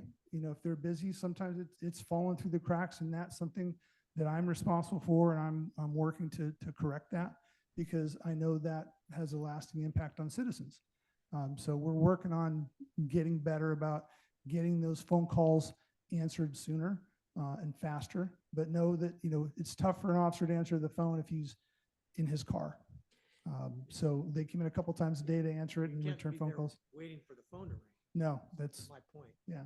I've tried to get in our volunteers, we have 6 volunteers, and I've tried to engage them, and they're very helpful. They do a lot of good things for us. When they're there, they answer the phones for us. But they're volunteers, they have lives, they have, things they're doing. So we're doing everything we can to maximize who we have to do, to better serve the public in terms of the phone calls. So if you call the sheriff's department, you would get patched through to an officer on duty. They would dispatch. Yeah, Your dispatch would, they may direct you to call our office if it's a non-emergency. okay. Oh. Go ahead. I had a question going on the organizational accomplishments. I'm kind of going back a little bit where Claire was. Out of the 6,522 total document incidents, are the 54 officer initiated incidents part of that 6,522? Yes, they are. Okay. And then the 1,589 are also part of the documented incidents? I don't think they are. I think that our records management system collects it differently. So those are enforcement stops, which I believe are coded differently. Okay. So then with if and I'm just to clarify the numbers, I'm not doubting the numbers. Out of the balance of the 6,000, 6,500 and the 5,200, the other little over 1,200 incidents, how are those, like I said, the traffic stops? If there's, yeah. So what other incident, I'm just curious, what other incidents would be included in that 6,500 other than the officer initiated ones? That could be, I mean, it's almost a limitless list of things it could be. It could be a family disturbance. It could be a loose dog. Oh, okay. Okay, could that's be, good. A pothole, could be anything. Okay, that's good. Okay, thank you, Jim. Yes. If you call our phone line, the 267 number, does the message say to call the sheriff's department or 911? My concern here is there's a big distance of a lot of things between a 911 call and something that can be left on a voicemail for a day or two. A lot of those are almost an emergency situations. So, in between, what does the message say? I haven't listened to it in a while. I think I could give you what I recall it to be, but I've not listened in quite some time. Or maybe it should say it should give them the sheriff's line as an option, as well as, everybody knows 911, of course, but if the sheriffs will get it to you guys if need be, and everyone will be dispatched as they should. I'll listen to it and adjust it, and I appreciate that. I wonder if there's I'm just like doing some rough research here, but is there not an app at this point that you could hook the phone to a computer and it would turn it into a text and just send it to your staff? Instead of voicemail. So we have, again, in the interest of being prudent with our finances, we have one patrol phone. So like my phone is my phone, and every officer has their own phone, but we can't ask them to return, work phone calls on their own phones, because then sometimes people are unhappy with us and now they have your phone number. So we have one patrol phone. I'm trying to see if I can have the voicemail that comes in routed to that one phone. At present, it also goes to my email, goes to the sergeant's email, and then just goes on the phone message. So we are looking, Tom brought up some stuff for us to kind of peek at and see what is best to do. For me, I'm always worried about what's that great technology going to cost us. So it might be that we can just improve this sufficiently by being reminded to pay better attention to it.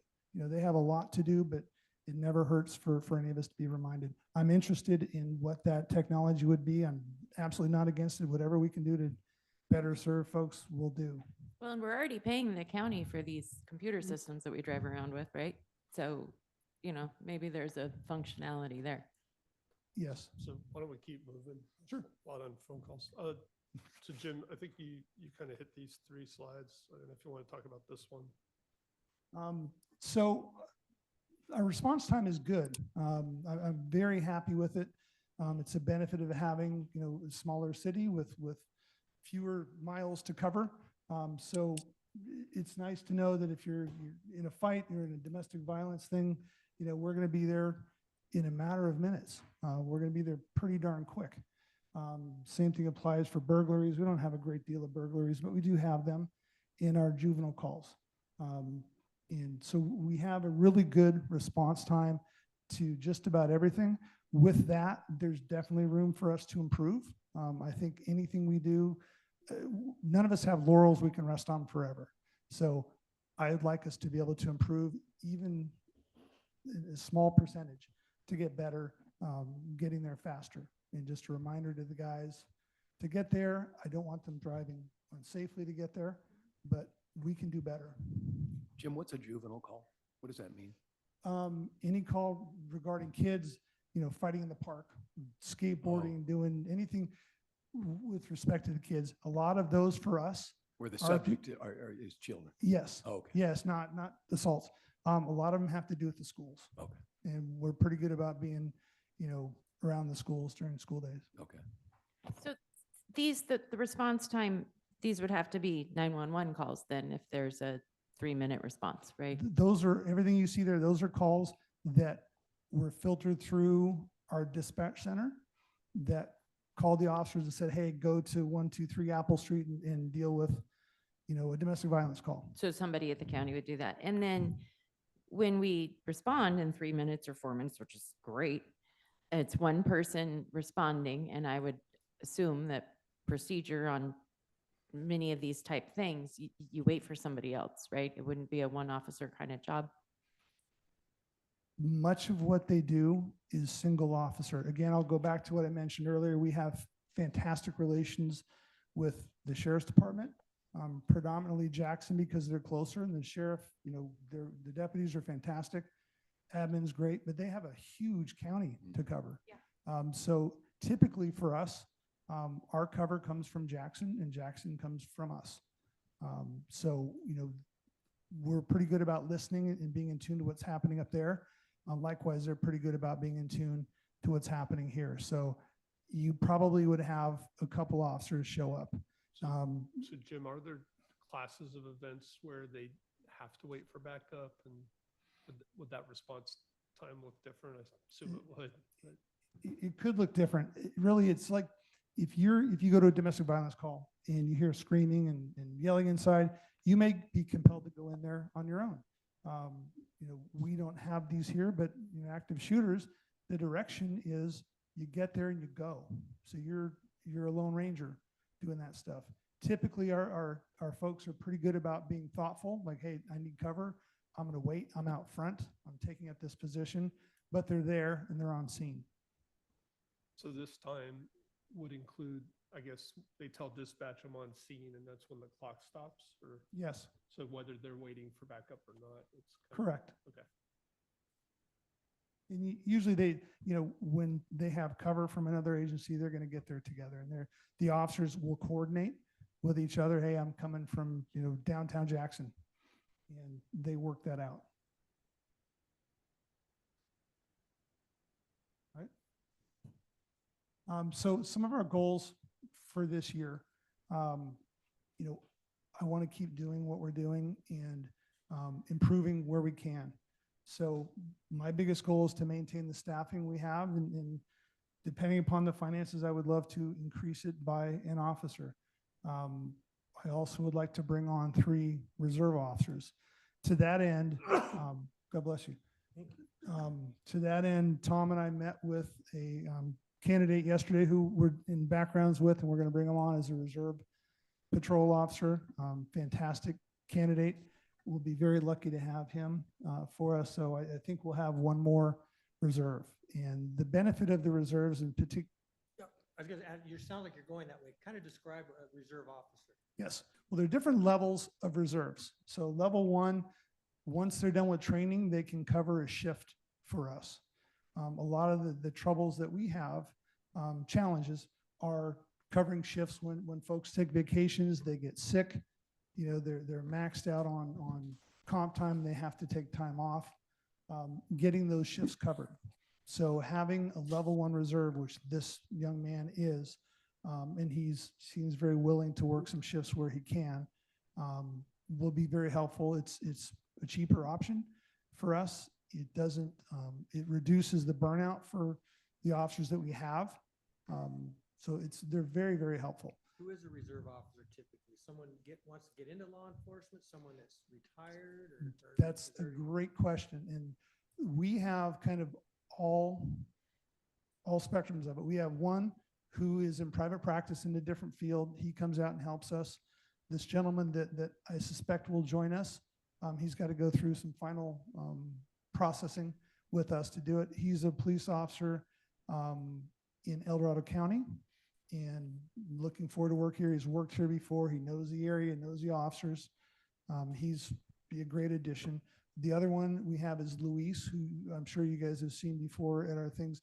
He's a parole officer, and he just likes to contribute. He loves Sutter Creek. He's actually the oldest employee, you know, team member we have in the city, in the police department. So it can be a bunch of different folks. I've been hesitant to bring on folks that will start as a reserve but want to go somewhere else because it costs us money to do a background investigation. It costs us money to do a physical, it costs us money to do a psych on them, to outfit them, to train them, and then they go somewhere else. I don't begrudge them for wanting a career in law enforcement, but for me, I'm mindful of what that costs us in money and what it costs us in labor. So this is probably not the place for folks to go if they want to come and be a reserve for a minute and then go somewhere else full-time. So a reserve officer, Jim, are they paid like a substitute teacher? They're just out there until they're called in to work? I think I understand your question, how they're compensated. Typically, our reserves are not compensated unless they're doing specific tasks for us that a regular officer would do. So when they come in and walk downtown on foot patrol and they help us with parades, they're unpaid.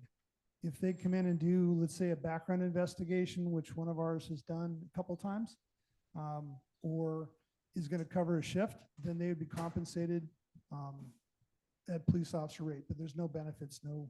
I think what she was asking, are they on an on-call basis? Oh, no, they're not on call. I mean, I can call them. Yeah. No, but if an officer calls in sick that we currently have, and you're going, oh, I can bring in one of my reserve officers, is that do I understand that as one is their? In theory, yes, ma'am. We don't have the officers right now that would be able to do that. Hopefully this new one would fit that bill. Oh, okay. So that's one of the benefits for us. You know, he's got a job in law enforcement also, so his time is limited in which he can help us, but it's time that, you know, he certainly has expressed his interest in doing that for us. Okay. They're not just waiting to get called. You could call them and say, yeah, I'd love to help you, but I can't. Correct. Yeah. But if we can schedule ahead of time, Right. might work out, right? Yeah. Yeah, that makes sense. Thank you. I also want to, and hopefully this will include you guys too, is track our wellness and track and work on fitness and wellness. I'm hoping we'll see something in March where everyone in the city will be challenged by the police department to walk and step and lift weights and breathe and do yoga, because we all need fitness and health and wellness. So that's one of the things that I plan on doing this year. What else do we want to do? You got your gym going, right? Oh, We have, and you guys are welcome there, and we'll train Is you it guys how to being do used? it. We're going to be, it is, not as much as I would hope. We're going to probably buy a little bit more aerobic equipment for it. We have a grant for that's used, that we can use generally for wellness and physical wellness, you know, typically helps mental wellness. So That's a neat program. I'm glad you Yeah. guys have that. so I love it, and you guys are welcome to go down and use it, and please. Where is it? Underneath here. Okay, I thought so. Yep. And that we'll do a cycling challenge too, for anyone that happens to cycle. Jim. Yeah. So some of the, like we mentioned before, things I want to do to improve our service to the community is where we can first maintain, but improve our response times. I know there's always room for improvement. I don't want to put, we're going to improve our response times to a domestic violence call by a third, because that means they're driving like, wild people, and you can't help people if you get in a crash. You know, I appreciate that that's one of your goals. I'm not sure, and I'm only speaking for myself, that when I look, that, on average, they're 4 times better than the county, your response times here. From my perspective, I'm not sure that needs to be improved. And it begs the question in my mind, are we paying for a Cadillac when a Chevy could do the job? And you know what I mean by that. How good, and I know there's always the case where, oh, well, Dan, this could happen. And I understand that. But back to my initial comments going in, part of my due diligence as a council member is to make sure that every dollar spent is absolutely necessary. So, and I appreciate your response in the beginning saying, yes, 24/7 is absolutely necessary. My question really was, is it legally required? Do you mean on the response time? Now I'm No, going no. to the 24/7. Is it legally Oh, I get required it. for a small city like ours to have 24/7? Or is that just your recommendation as the chief? That was and I wasn't clear about that question. No, I going in. understand. And I totally understand the analogy. As much as I'm proud of the folks we have, we don't have enough folks to be a Cadillac. We're a good Oldsmobile, Yeah. but we're doing the best we can. Right. So do you need to be 24/7? I'd leave that to Derek to make that decision. Fair enough. The legal decision. Yes. I know, like I mentioned before, the city doesn't roll up at 6 p.m. It doesn't roll up Right. at 7 p.m. That things still happen. No, and I would never suggest that we yeah. just turn off the lights Sure. and don't have any other alternative. But the way my mind works is to do due diligence, I have to explore alternatives. I understand. And one of those could be, not to cover nights and outsource it somewhere else or create a partnership or something, who knows what, Jim? But that's why I'm asking the question. So- I think can I speak to this? I think the trouble with that is you don't know when bad things are going to happen. Well, of course. And I'm not suggesting we do this. I'm just sharing what's on my mind. Yeah, no, I get it. Me too. Yeah. But I think if we were changing it, I don't know that you could do like a hybrid. It seems problematic. Well, I don't know. Because we haven't looked into it. But the other thing was, what was the, I'll jump in when Can- you're Please, thinking. go ahead. You were, So I well, think, hang on one second. You were commenting on the response time. yeah, the response time, and I appreciate that, but no, there was something me else. too, me too. Go ahead, Claire, and I'll think of this other thing. I think, I don't know, sort of the Cadillac Oldsmobile thing, but rather than, I'm doing the math here on the difference between the offer initiated issues, incidents and things we respond to, and it's, roughly 1,500 a year.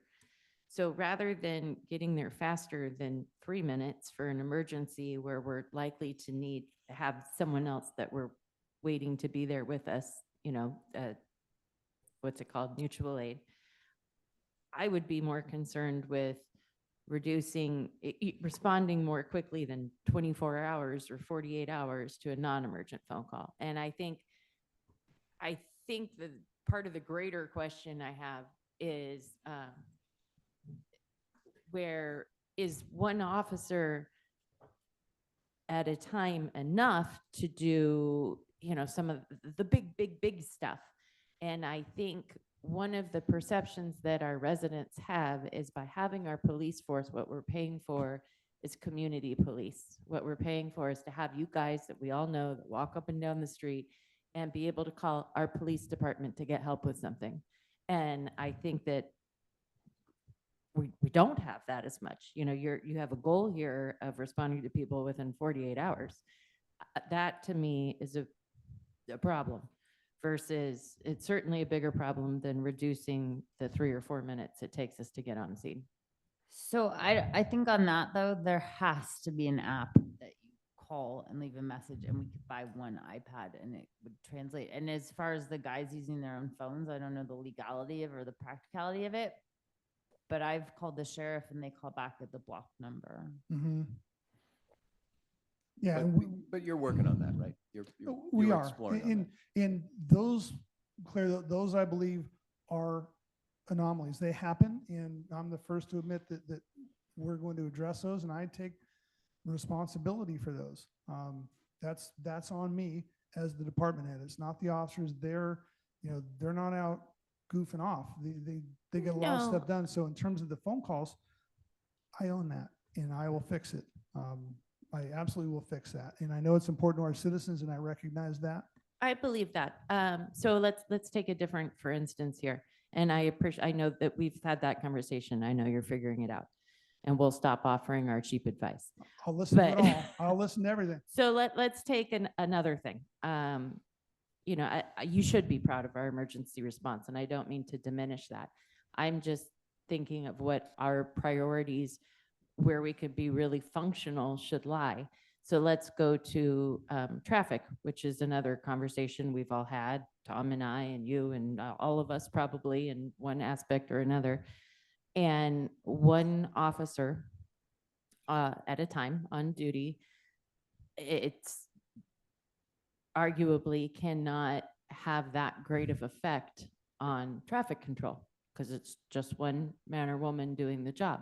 So I think when Dan's asking this question about one guy 24/7, I don't think it's a black and white thing. I think that, maybe there's a possibility that it would be more of a benefit to the city to have more resources. I know everything doesn't stop at night, but more people are up and about at night during the day and, have some sort of other coverage at night. I don't know. I don't think we need to get into that tonight. I'm just saying that it's, those are the thoughts that are flying around. Right. Sure. Thanks. Let me add that again. I'm open for what's best for the community. Right. I'm mindful of the money that it costs.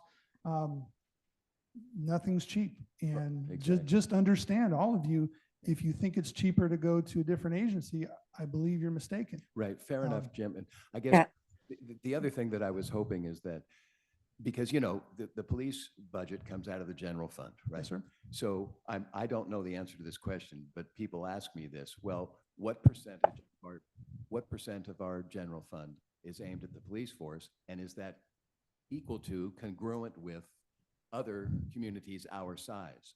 And so I was hoping to get some of that information today. And if you don't have it off the top of your hand, bring it back to us. So that, because again, I work for the people in Sutter Creek, and if Me they're too. saying, hey, Dan, I've lived here my whole life, and I know you can't go back in time, and it's not 1970 and all that kind of stuff. It's 2025. We got a whole new set of challenges and this and that. But I need to be able to, for myself, justify the amount, and then just forget about trying to do something else, and understand that no, this is justifiable, and I just don't have that information Sure. yet. And I'll get that for you. I know that typically, law enforcement budgets across the state, can be, law enforcement and fire can be in the 35 to 45 range. It could be a little bit higher. I don't think it's ever lower than that. Right. It's, and same thing applies, for the county or Right. Jackson. If Yeah. there's information you want in terms of comparators, Yeah, you tell just, me, and I'm happy to get that for you. grab a half a dozen communities about our size in the state of California, and let's find out Sure. what percent of their police department is taking Yeah. from the general fund. You've got to be very careful though, and look at the level of service that Fair enough. they're getting too. So Absolutely. just, Apples to apples. Yeah. Yeah, Yep. I Can- appreciate can- that. Is it also worthwhile just to look kind of on a longitudinal basis, what our expenses were, say, 4 or 5 years ago versus now? I believe now I think it's almost close to, I think it's more than 50% of our budget Yeah, it is. goes, where and I actually did So- some research and went back to 2021, and it was 46% of our general fund. I think that's in my notes that Tom has. I don't have it right in front of me. So I'm also concerned just that I think we're getting um, excellent service, I think, from our police. But do we need to retain or have, like Claire said, faster than 4 or 5 minutes? I also would like to see an emphasis put, with the dedicated funds that we have given and allow for our police department, is to be more visible to our community during the daytime, during traffic enforcement.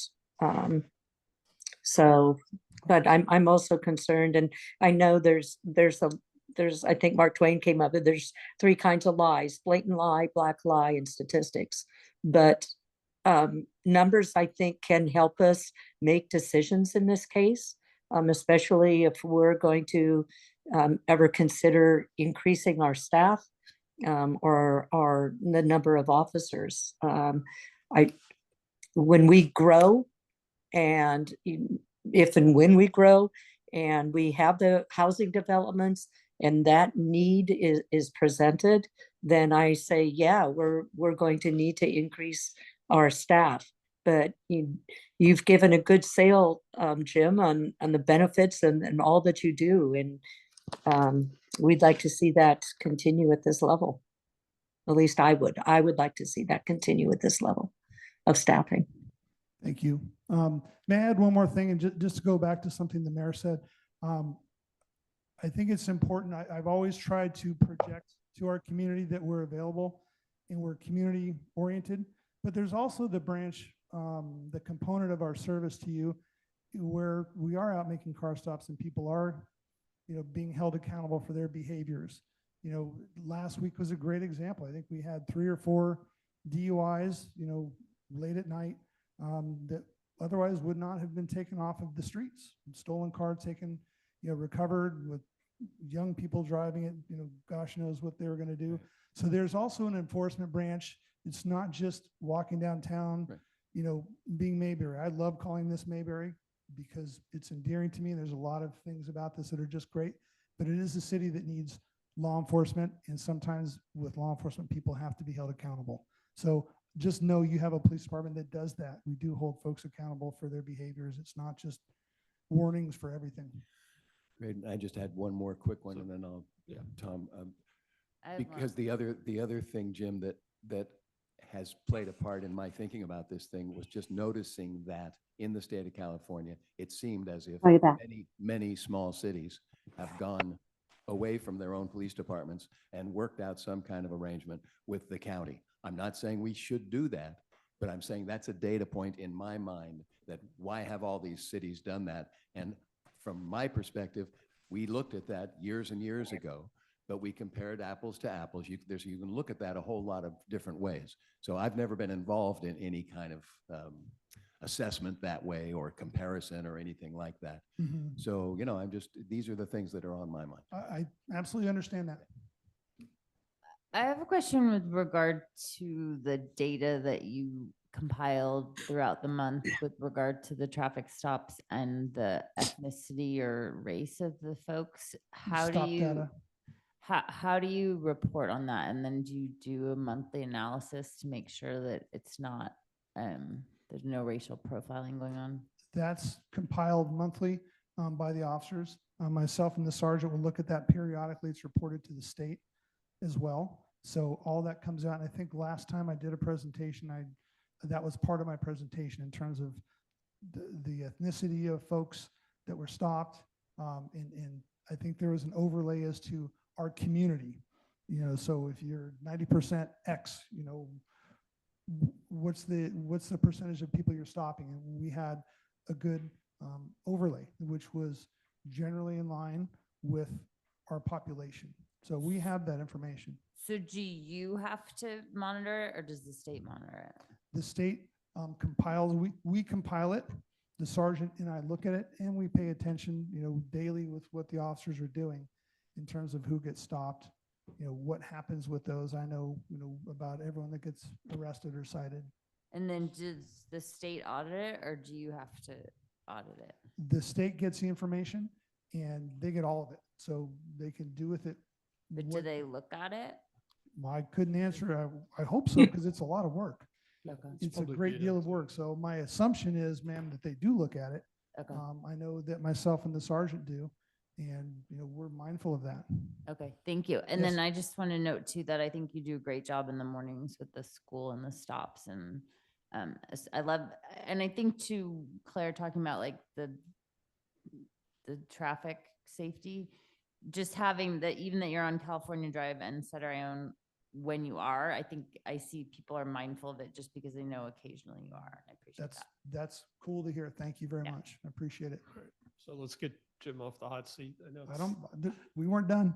Yeah, so it's been a long meeting. I do want to give you guys a break before we start the 6 o'clock. So again, I think it's been a good conversation.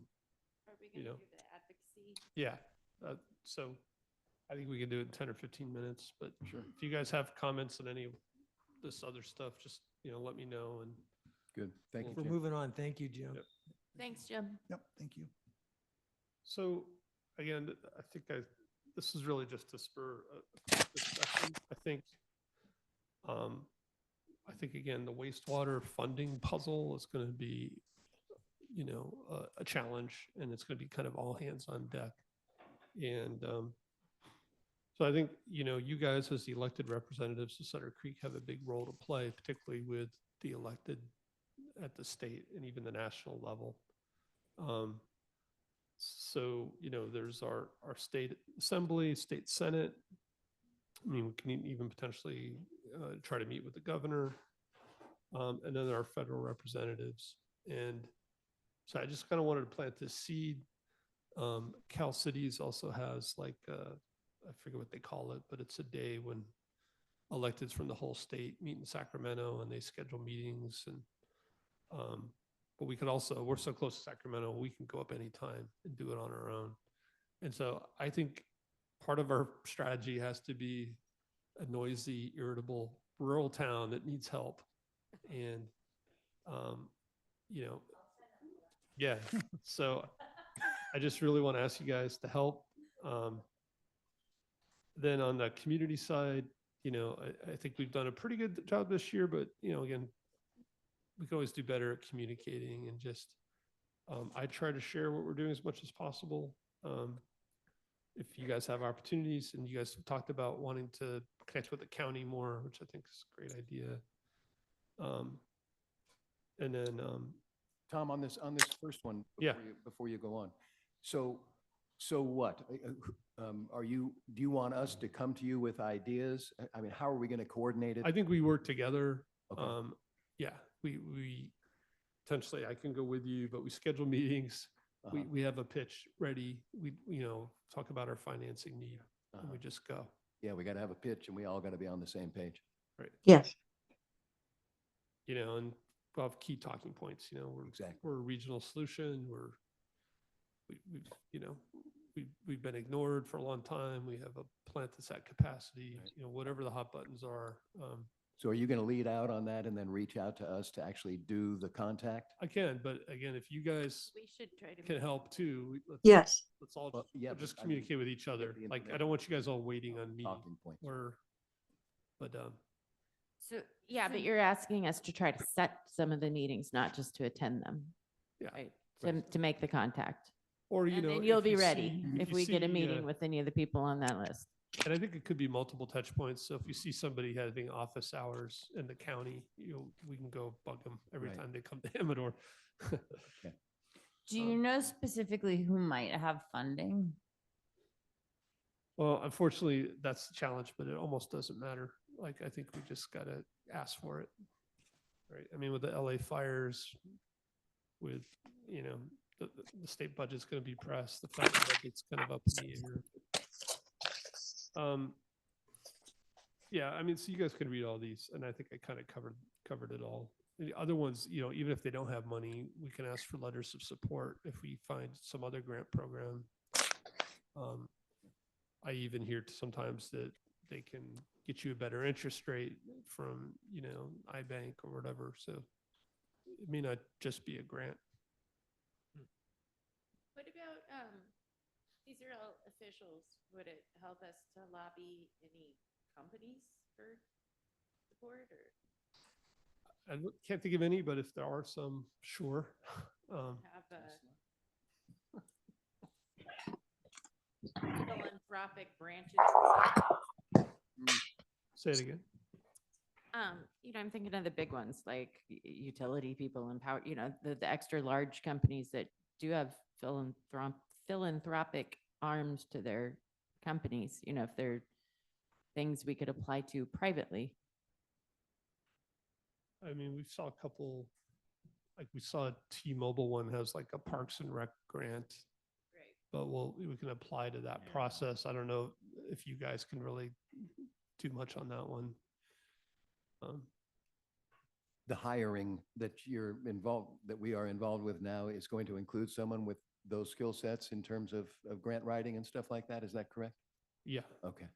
project management. Because like you were saying the other day, there's a lot of opportunities, but oftentimes by the time we hear about it, it's due next Tuesday. And so we got to get somebody whose job it is to go find that stuff. Yeah. But again, the other part of this, I think, as we'll do the wastewater update a little bit later tonight, that also just bringing the community along about why we're doing this. And so, if you guys have questions, definitely ask us. And then if you can be the spokesperson, and